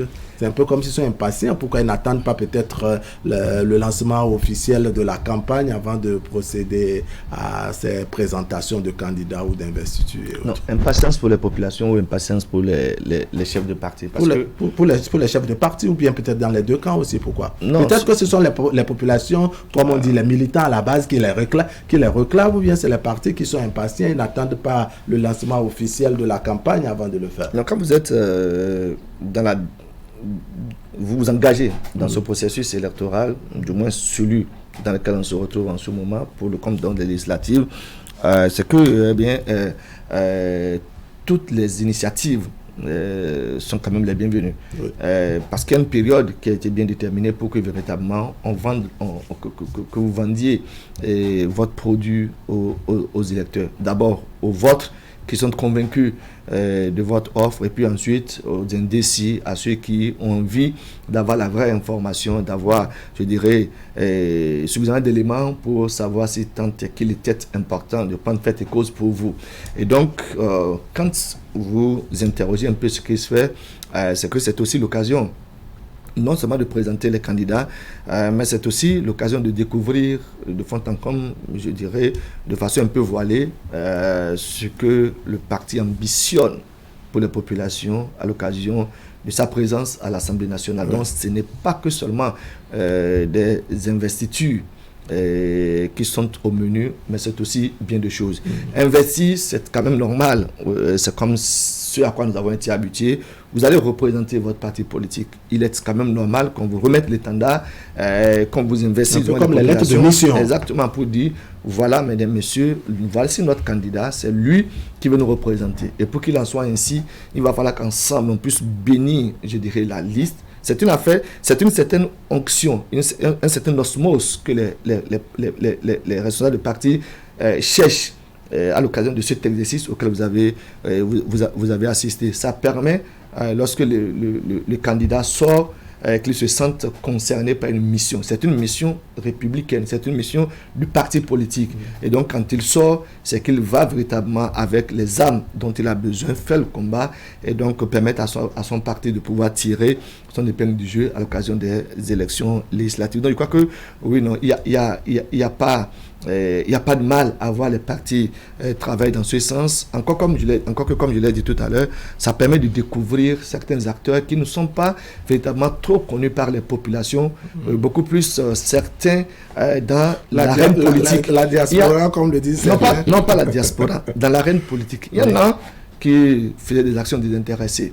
auxquels n'avaient pas collé une étiquette politique. Mais à l'occasion des élections législatives, eh bien, ils ont été révélés comme battant pavillon dans tel ou tel autre parti politique. Si vous n'avez pas les présenter aux populations, eh bien, elles vont se dire que c'est toujours dans la dynamique de ce que bien cette personne vient nous remettre les ustensiles, vient nous soutenir au niveau des groupements féminins, au niveau des jeunes consorts, et donc ça n'a peut-être pas d'impact particulier. Donc il faut cette fois-ci le dire, c'est au regard d'un certain nombre d'atouts dont dispose telle personne, tel fils et tel autre que nous avons fait l'option de l'investir afin qu'ensemble ils puissent continuer ce qu'il a commencé déjà à ce niveau le plus bas, au niveau un peu plus supérieur. Donc je crois que il n'y a pas de mal à voir les partis politiques investir le candidat. Ça leur permet d'avoir un visa, d'avoir qu'on puisse mettre, je dirais, des visages sur les noms qu'on ne connaissait pas, ou de mettre les noms sur les visages qu'on connaissait mais qu'on ne savait pas, je dirais, acteurs politiques. Donc je crois que c'est intéressant. Ça a quand même permis de voir l'espace tenu, animé jusqu'avant le 23 prochain. Tout à fait. Oui, Emma Naniambos, est-ce que vous ne pensez pas que c'est aussi une solution pour corriger ce que vous étiez en train de faire observer tout à l'heure, ceux-là qui, de leur propre chef, savaient qu'ils voulaient juste jouer la comédie, ils ne sont pas candidats, mais plutôt que d'être honnêtes avec ceux qui qualifient de base, n'est-ce pas, de militants, ils ne le font pas. Donc il faut que les partis politiques prennent leurs responsabilités à l'effet donc de faire mieux connaître ceux qui sont désignés comme des ambassadeurs. Oui, désignés comme ambassadeurs parce que justement les partis politiques ont saisi ce que seront les législatives du 8 janvier. C'est aussi l'occasion quand même pour ces leaders-là d'aller aplanir les divergences de point de vue avec des structures de base. C'est pour les partis politiques qui en ont. Parce que justement, il y en a, et c'est l'une des récriminations en fait à certains partis politiques, c'est que les populations n'étant pas encore totalement embarquées dans la réforme du système partisan, on souhaitait toujours voir, comme par le passé, des leaders qui viennent les voir, qui les rencontrent. Oui, nous sommes déjà candidats, parce que n'oubliez pas qu'avant 2019, pour ceux qui suivaient l'actualité politique chez nous au Bénin, le gars, il sait déjà d'office qu'il est candidat. Puisqu'il a son parti politique en poche, il a ses dossiers dans son sac, il est jeune leader, il débarque de n'importe où, il sait que lui seul, il peut être candidat. Oui. Alors que les réformes, désormais, on dit attention, non, il n'y a plus de oui, je suis tel. Il faut désormais être présenté par un parti politique. De sorte que, même à quelques 2-3 mois, ou même à quelques 2 semaines du dépôt des dossiers, bien malin qui pouvait savoir s'il était vraiment retenu. Moi, j'ai encore dans ma tête ce leader-là d'une région, pas loin d'ici, qui avait déjà préparé sa campagne électorale, qui avait déjà commencé par potasser tout ce qu'il a fait comme réalisation dans sa zone, mais qui, à la sortie de la publication des listes, n'était pas sûr. Il a vu tout le monde sauf son nom. C'est quand même surprenant. Alors que avant 2019, oui, il savait, le gars sait déjà il sait d'office qu'il est candidat. Il pouvait déjà commencer par aller sur le terrain, rencontrer les populations, faire une reddition de comptes. Aujourd'hui, je pense que la réforme, c'est partisan. Et c'est ça que je vais demander aux partis politiques, c'est de travailler à ce que, une fois qu'on aura terminé les élections du 8 janvier prochain, c'est de retourner voir les populations pour leur expliquer que désormais, ce n'est plus l'individu qui décide de son sort, mais que c'est le parti politique qui décide de savoir, oui, Rabalik Para, il est très généreux, il fait bien la une des journaux, il fait tout ce qu'il a fait. Donc on peut le présenter. Contrairement à moi, on va dire, bon, moi non, le gars d'abord là. Donc je pense que il y a ce travail à faire parce que quand vous allez sur le terrain, ce que la population dit, c'est comme quoi, oui, bon, on ne vous voit pas, vous ne venez plus nous saluer, vous attendez d'être venus. Je pense que c'est une des choses à corriger on aura dans nos prochains panels, n'est-ce pas, analyser tout cet aspect, sous ces différents aspects, parce que c'est vrai, on a souvent reproché aux élus, que ce soit des députés, des élus communaux et autres, le fait qu'ils ne font plus le retour en arrière, ne serait-ce que pour dire merci. Est-ce que la réforme du système partisan est passée par là? Parce que souvent il y a des messes d'action de grâce pour ne serait-ce que remercier ceux qui ont voté et autres, parce que parfois c'est assorti des nominations et autres, ne serait-ce qu'un chauffeur, un clébé donc du député, un chauffeur et autres. Vous voyez tout ce qui va avec. Eh bien, on va changer maintenant de sujet, évoquer maintenant ces vagues de démission qu'on note de part et d'autre à Kiné-Sédou-Séné. On sent et on suspecte cela même au niveau des candidats de certaines formations politiques politiques, au niveau de certaines formations politiques. Les questions de démission, en fait, quel est le résultat? C'est ma question fondamentalement. Quel est le résultat après, je dirais, l'opération de positionnement? On sait qu'il y avait des mécontents, bien entendu, et que certains avaient même démissionné, espérant qu'à leur destination, ils seront positionnés. Les questions de positionnement finies. Les démissions actuelles, n'est-ce pas? Comment cela se justifie? C'est pour quel résultat, selon vous? C'est pour le résultat premier, c'est que les démissionnaires ne seront plus des potentiels candidats pour les partis où ils ont quitté. S'il n'y avait pas de démission, eh bien, les militants d'un parti X restent a priori militants du parti X et donc des votants presque déjà acquis pour le parti X. Mais lorsque ces militants quittent le parti X pour le parti Y, ça veut dire qu'ils viennent gonfler, je dirais, le nombre de ceux qui potentiellement vont emboucher la trompette ou plutôt vont cacheter dans l'urne le logo du parti vers lequel ils se retrouvent désormais. Et donc c'est ça l'objectif en ce moment de ces démissions. Ainsi que nous l'avons sur les images. On parle de vague de démissions après les positionnements pour quel résultat? Oui, le résultat, c'est ce que j'expliquais tout à l'heure. Vous avez vu dans le bulletin de l'information qui a été passé en boucle que, ce à quoi on avait été habitué par le passé, c'est que, des militants d'un parti X quittent pour aller vers un parti Y, de la même chapelle, j'allais dire, du même environnement politique. Mouvance. Ce que nous avons suivi ce matin, ce sont les militants d'un parti dit de l'opposition, notamment les démocrates. Dans la circonscription qui regroupe Ouida, 5e circonscription électorale, et voilà. Et on sait quand même que dans cette zone de la 5e, le parti Les Démocrates ont quand même comme président Ere Hundete qui souhaite être de cette circonscription, donc candidat aux législatives dans cette localité-là. En arrivé ce week-end à savoir que des militants de ce parti de l'opposition aient fait l'option de déposer déposer bagage au niveau donc, de l'Union progressive Le Renouveau, c'est qu'il faut se poser la question, qu'est-ce qui n'a pas marché au niveau de ces militants, et beaucoup plus dans cette circonscription qui tout au moins aurait été maîtrisée par le président du parti. Est-ce que le président a manqué d'avoir le flair d'une situation du genre pour colmater les brèches afin de pouvoir rassurer ces différents militants? Qu'est-ce que ces militants ont entendu au point de faire l'option cette fois-ci d'aller déposer bagage au niveau de l'Union progressiste Le Renouveau? C'est autant de questions. Il se fait dire dans la foulée de cette démission, en tenant compte, je dirais, du contenu de la déclaration qui a été lue, que j'ai suivie ce matin, que ces militants en question, Rabalik Para, reprocheraient bien évidemment aux responsables, aux têtes de gondole du parti Les Démocrates d'être de mèche avec la mouvance. C'est-à-dire quoi? C'est-à-dire qu'ils pensent qu'il y a un clair-obscur au niveau, donc, on se présente devant tout le monde comme étant de l'opposition, mais en sourdine, on est de la mouvance. Et qu'en sourdine, ils déjeunent, ils dînent avec la mouvance présidentielle. Donc, ils ont décidé de démissionner, aller directement à la mouvance. C'est un peu comme c'est mieux. Ils préfèrent éviter qu'il y ait alors ce circuit.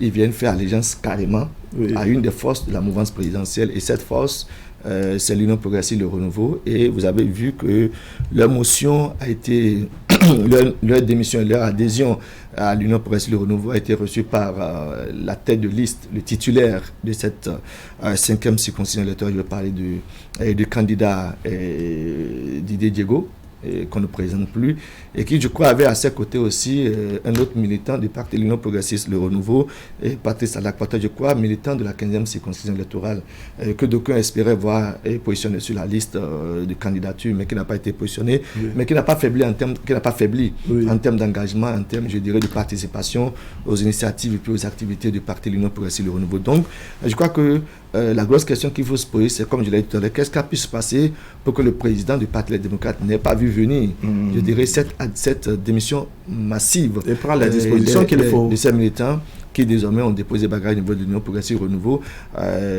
pour qu'on en soit à ce niveau. Donc je crois que c'est un peu ça. Donc les démissions en réalité ont pour objectif pas pour être positionnés, mais beaucoup plus pour, je dirais, être désormais des potentiels candidats pour les partis d'adhésion.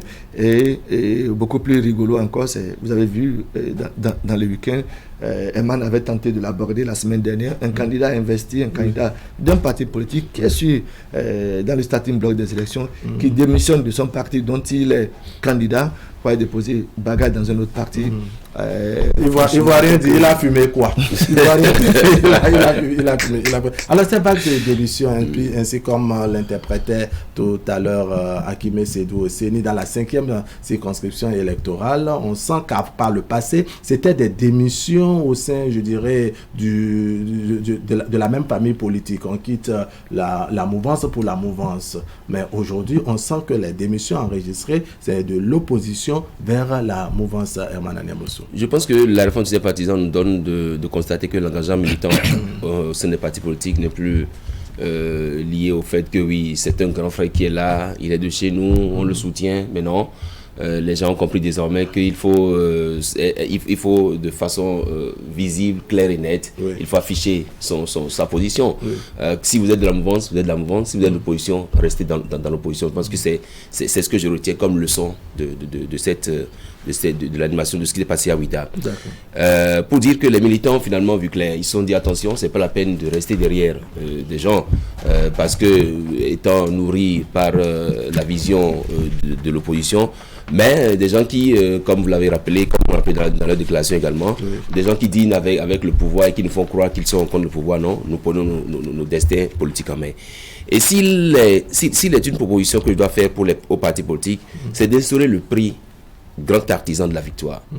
Ce prix qui pourrait être décerné à ceux qui mécènes, ceux qui grands acteurs de leur région réalisent de bonnes choses, font du social, qui ont espéré être positionnés sur la liste, un peu comme Patrice Alakpator, mais qui n'ont pas été positionnés sur la liste et qui malgré ça travaillent à asseoir les bases de leur parti politique. Et il y en a de même pour... ce qui est curieux, c'est de voir que Patrice Alakpator est de la 15e circonscription électorale. Il travaille à ce que... Il se déplace jusque dans la 5e circonscription électorale pour faire ancrer sa formation politique. Pour montrer que la formation politique qu'il soutient et dont il est membre, que cette formation politique doit avoir des militants un peu partout, doit ratisser l'âge un peu pour utiliser l'expression politique. Donc je pense que oui, et il en de même, comme je le disais, pour beaucoup de forces politiques. Ceux qui, dans l'ombre, pensent qu'ils peuvent travailler à faire attirer leur liste vers le bas, alors qu'il leur faut travailler pour montrer qu'ils ont vraiment un ancrage dans leur zone.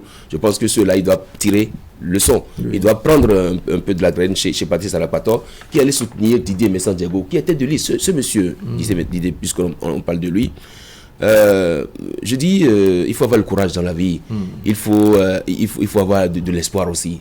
Il a espéré pendant longtemps être positionné. Il n'a pas été. Il a même, je crois, été CA de sa vie et tout. Parce qu'il a trouvé un peu trop, c'est pas, réducteur. Aujourd'hui, il est tête de liste dans sa zone. Pour dire que quand on sait attendre, on est positionné. Et quand on a le soutien de Patrice Alakpator comme celui-là pour rallier le maximum de militants à sa cause, je pense que c'était encore une élévation. D'accord. Voilà. Est-ce qu'on peut dire que certains au moins compris les idéaux qui gouvernent ou l'esprit qui gouverne la réforme du système partisan, c'est-à-dire voir beaucoup plus le parti plutôt que soi-même, voir beaucoup plus le parti plutôt que les questions d'individualité. Parce que, comme l'a souligné tout à l'heure Herman Niambosso, on sait de Patrice Alakpator qui n'a pas été positionné, il aurait pu croiser les bras, mais on le sent batailler à l'effet, n'est-ce pas, de hisser plus haut sa formation politique. Doit-on dire qu'au moins, lui fait partie de ceux-là qui ont compris un peu la leçon? Non, c'est pour ça que j'ai pris l'habitude de rappeler ici sur le plateau que les partis politiques dans cette dynamique de réforme du système partisan et tout ce qu'il y a autour doivent véritablement travailler à ce que l'idéologie soit beaucoup plus partagée et connue, su par les populations. C'est ça que les questions. Il ne va plus s'agir, je dirais, d'individualité. La preuve, c'est que dans l'élaboration des différentes listes comme des législatives de 2023, il y a que ce témoin n'a pas manqué, je dirais, de peser dans la balance. Certains peut-être ont été appelés pour batailler pour le compte du parti à l'occasion des législatives. Certains peut-être seront appelés à jouer d'autres rôles, toujours dans la dynamique de l'animation, je dirais, de leur parti politique, parce que tout le monde ne peut peut-être pas être à l'Assemblée nationale. Et donc, lorsque vous avez compris que tout le monde ne peut pas être à l'Assemblée nationale et que chacun a certainement un rôle à jouer au niveau du parti, donc travailler à tirer le parti vers le haut, travailler à faire asseoir le parti politique, parce qu'aujourd'hui, les partis politiques, ça n'a plus l'émanation d'une circonscription ou, je dirais, d'une sphère géographique précise. Non, c'est le plan national. C'est pour ça qu'il y a le critère de 10% qui, au terme des législatives, va être le baromètre, je dirais, d'attribution des différents postes, des différents sièges à l'Assemblée nationale. On a vu un peu récemment avec les municipales, quand vous n'avez pas eu les 10%, c'est que bien malheureusement, vous ne siégez pas. Et donc, c'est au-delà, je dirais, de Porto-Novo, c'est au-delà de Cotonou, c'est au-delà des circonscriptions électorales, c'est au plan national qu'il faut travailler à ce que, quand vous êtes en train de faire tirer votre formation politique vers le haut dans telle circonscription, que ça puisse réjaillir également sur le parti dans bien d'autres contrées. Donc, être un militant convaincu de la 15e et aller porter main forte, je dirais toujours pour le compte du parti, à un autre militant ou à un autre, je dirais, du parti politique dans une autre circonscription, c'est tout simplement comprendre que le parti reste l'élément premier qui gouverne les actions des uns et des autres. Et ce qui est important à faire constater dans cette actualité d'émission, puisqu'on en parle ce matin, c'est qu'on le veut ou pas. C'est vrai qu'on peut épiloguer là-dessus. C'est le monde, c'est la mobilisation, ce sont le nombre de militants. Sur les images que vous avez proposées dans le bulletin de l'information, ça n'est pas 2 personnes, ça n'est pas 3 personnes, c'est des militants du parti, mais c'est aussi des têtes couronnées qui étaient aux côtés de ces militants. Donc vous voyez un peu, c'est un baromètre important.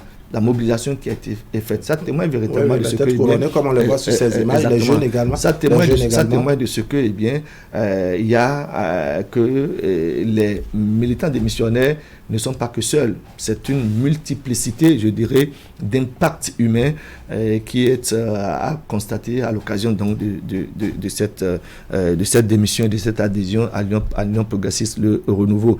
Des partis continuent pas à faire le mercato, il n'y a rien à faire. Vont se faire de très belles santé parce que, c'est la manière dont vous échauffez qui prédispose de ce que sera votre endurance sur l'air de. C'est vrai que parfois, ça s'échauffe plus tôt et ça finit par se reposer un peu plus tôt. Mais dans l'un ou dans l'autre des cas, c'est que c'est des signaux qui ne trompent certainement pas. Donc je crois que le travail qui se fait par Patrice Alak-Pator tout à l'heure, que vous mentionnez tout à l'heure, doit être, je dirais, révélateur de ce que, il faut mettre le parti au-dessus, je dirais, de ses ambitions personnelles pour s'assurer que tant le parti se porte à merveille, tant vous également vous tirez, je dirais, les impacts, ça rejaillit sur vous et que c'est à l'aune, je dirais, de cet engagement-là que véritablement le parti vous reconnaît votre niveau de militantisme. Et comme j'aime souvent le dire, ça se paye. Si aujourd'hui ça ne s'est pas payé par le positionnement pour les législatives, ça peut se payer demain par bien d'autres actes de reconnaissance pour services rendus à sa formation politique. Et je crois que c'est de cette manière-là seulement que nous pourrons commencer par avoir des militants contre des militants engagés, des militants convaincus de l'idée de leur parti. Et ça revient aux responsables des partis politiques. En résumé, il ne faut pas subordonner son soutien juste à des questions, je dirais, de positionnement ou de nomination directe. En tout cas, quiconque le fait, je pense qu'il va en tirer la leçon. Et, parce que justement, ceux qui pensent que oui, c'était encore la vieille époque où on est candidat parce qu'on est ci, parce qu'on est ça, non, il doit savoir qu'il y a d'autres éléments désormais qui entrent en ligne de compte pour le choix des ambassadeurs des partis politiques à ces différentes joutes électorales. Et n'oubliez pas, effectivement, c'est aussi ça ce qui fait la particularité de ces élections, c'est que nous avons des élus locaux qui pour la plupart avaient été élus avant même l'arrivée au pouvoir Patrice Talon. Vous savez que depuis que Patrice Talon pouvoir n'a pas encore organisé des élections locales. Et donc les élus locaux ont dû adhérer à différents partis politiques pour pouvoir travailler. Donc je pense que chemin faisant, il y en a qui ont compris qu'attention, là où nous avons atterri là, il faut qu'on parte. Et vous avez vu, il était le retour n'est pas pour tout de suite. Donc je pense que c'est quand même on va vivre de moments électoraux pour les législatives. Bon, on le souhaite.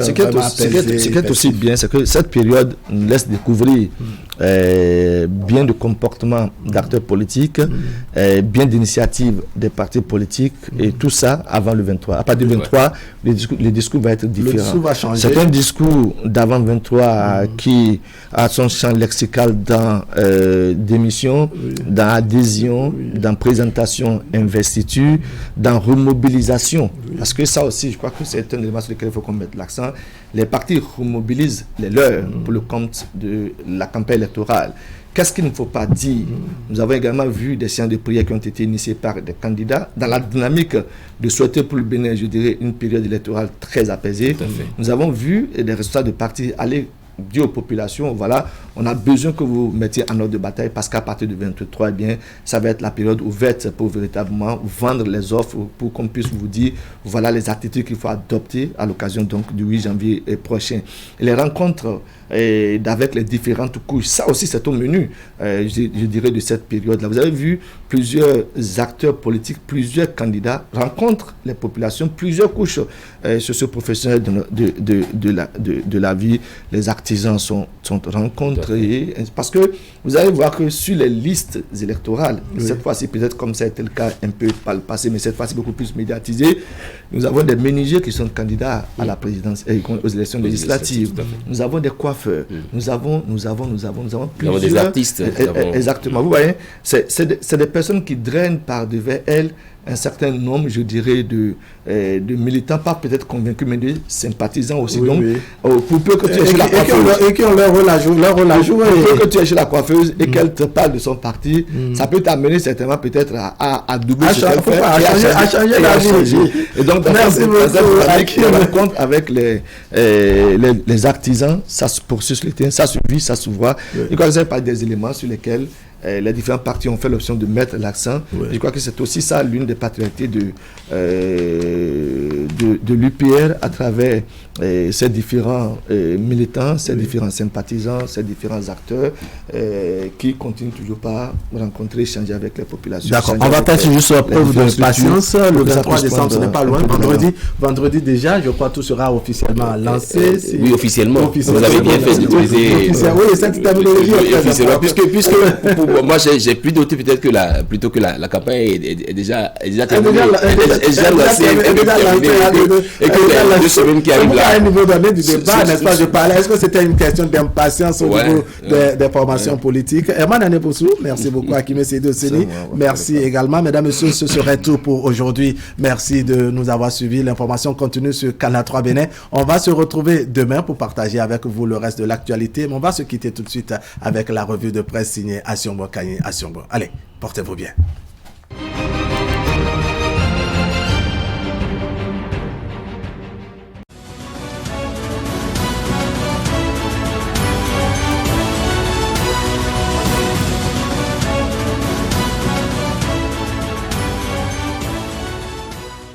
Mesdemoiselles, mesdames et messieurs, bonjour. En une de fraternité, les résultats satisfaisants de la première revue avec le journal pour lequel le management du gouvernement à travers le ministre de l'économie et des finances en matière de mobilisation de ressources financières est sans doute sous d'heureux auspices du Fonds monétaire international.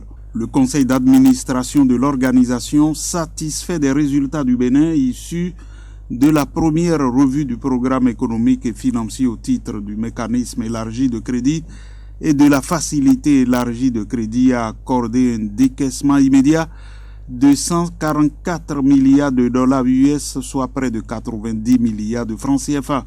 Le matinal précise alors que ce financement du Fonds monétaire international est une composante du financement du programme économique et financier 2022-2025 du Bénin. Ce programme est conjointement financé par la facilité élargie de crédit et le mécanisme élargi de crédit pour un montant total de près de 638 millions de dollars USD. Dans sa publication du jour, l'économiste du Bénin nous amène à la 3e édition des journées scientifiques de l'économie béninoise qui a pris fin vendredi à Cotonou. Après 2 jours de travaux, durant ces journées, les participants ont abordé plusieurs thématiques relatifs au changement climatique, l'effet des investissements directs étrangers sur les émissions du méthane dans les pays de l'Afrique de l'Ouest, les atouts et contraintes de la promotion de l'entrepreneuriat agricole pour la transformation structurelle de l'économie béninoise, le rôle des institutions dans l'efficacité énergétique, la microfinance, l'accord ZLECAf, les facteurs déterminants de la volatilité des prix agricoles dans l'espace UMOA et bien d'autres. De son côté, Bénin Intelligent rapporte que le permis de conduire biométrique a été officiellement lancé le vendredi 16 décembre 2022. Le journal insiste sur ce nouveau format de permis de conduire qui offre plusieurs garanties. Le gestionnaire mandataire de l'ANIP, Cyril Goubedji, fait une autre annonce pour expliquer que cette carte de permis biométrique a valeur de carte nationale d'identité. Il ne sera point besoin pour le détenteur d'aller encore chercher la carte nationale d'identité biométrique. Cependant, pour les usagers du numérique qui dépassent la dimension de la carte du permis de conduire, le citoyen pourra avoir besoin de la carte d'identité nationale biométrique, qui est une carte à puce électronique. Pour le matinal, les conducteurs de véhicules peuvent désormais se faire délivrer le permis de conduire biométrique. Le directeur général de l'Agence nationale des transports terrestres, par intérim, Alain Incati, a mis en lumière les avantages du nouveau format du permis de conduire biométrique qui sont entre autres la commodité, le respect des normes en matière de circulation routière, la sécurité, la durabilité, la transparence. L'ancien format du permis de conduire reste toujours valide. L'Agence nationale des transports terrestres entend prendre les dispositions pour que les détenteurs de l'ancien permis de conduire entrent en possession du nouveau format du permis de conduire. Dans la suite, Bénin Intelligent annonce que le Bénin abrite du 14 au 19 février 2023 la première édition du Festival international des arts du Bénin. L'initiative émane du groupe Empire. Diriger ce biennale vient répondre à la problématique du manque de visibilité et de moyens financiers des artistes et des créateurs pour développer convenablement leurs activités, a fait savoir le président du groupe Empire événementiel. Et puis, Fraternité annonce une rencontre de vérité jeudi prochain au palais de la Marina entre le chef de l'État Patrice Talon et les présidents de clubs de football. Une fois encore, la gestion du football béninois passera au scanner et pour cela, aucune procuration n'est admise. Cela témoigne des sujets brûlants à débattre et sur lesquels le président de la République veut se faire entendre. Visiblement, les résultats ne sont pas à la hauteur des attentes et le chef de l'État veut taper du poing sur la table. Le premier grief contre la gestion du sport roi au Bénin, c'est d'abord et avant tout l'organisation régulière et à bonne date du championnat national et puis fin de la Coupe du monde de football, l'Argentine et Lionel Messi sur le toit du monde. Titre Fraternité qui relate que malgré 2 retours absolus dingues pour arracher la prolongation et les tirs au but, l'équipe de France a perdu face à l'Argentine 2-4 au tir au but lors de la finale de la Coupe du Monde 2022 le dimanche. La consécration pour Messi. Dès les premières minutes, les deux équipes annonçaient la couleur avec un gros impact physique dans les duels. Mais brouillon, les Bleus multipliaient les ballons perdus et subissaient clairement la pression exercée par les Argentins. Merci d'avoir été à l'écoute.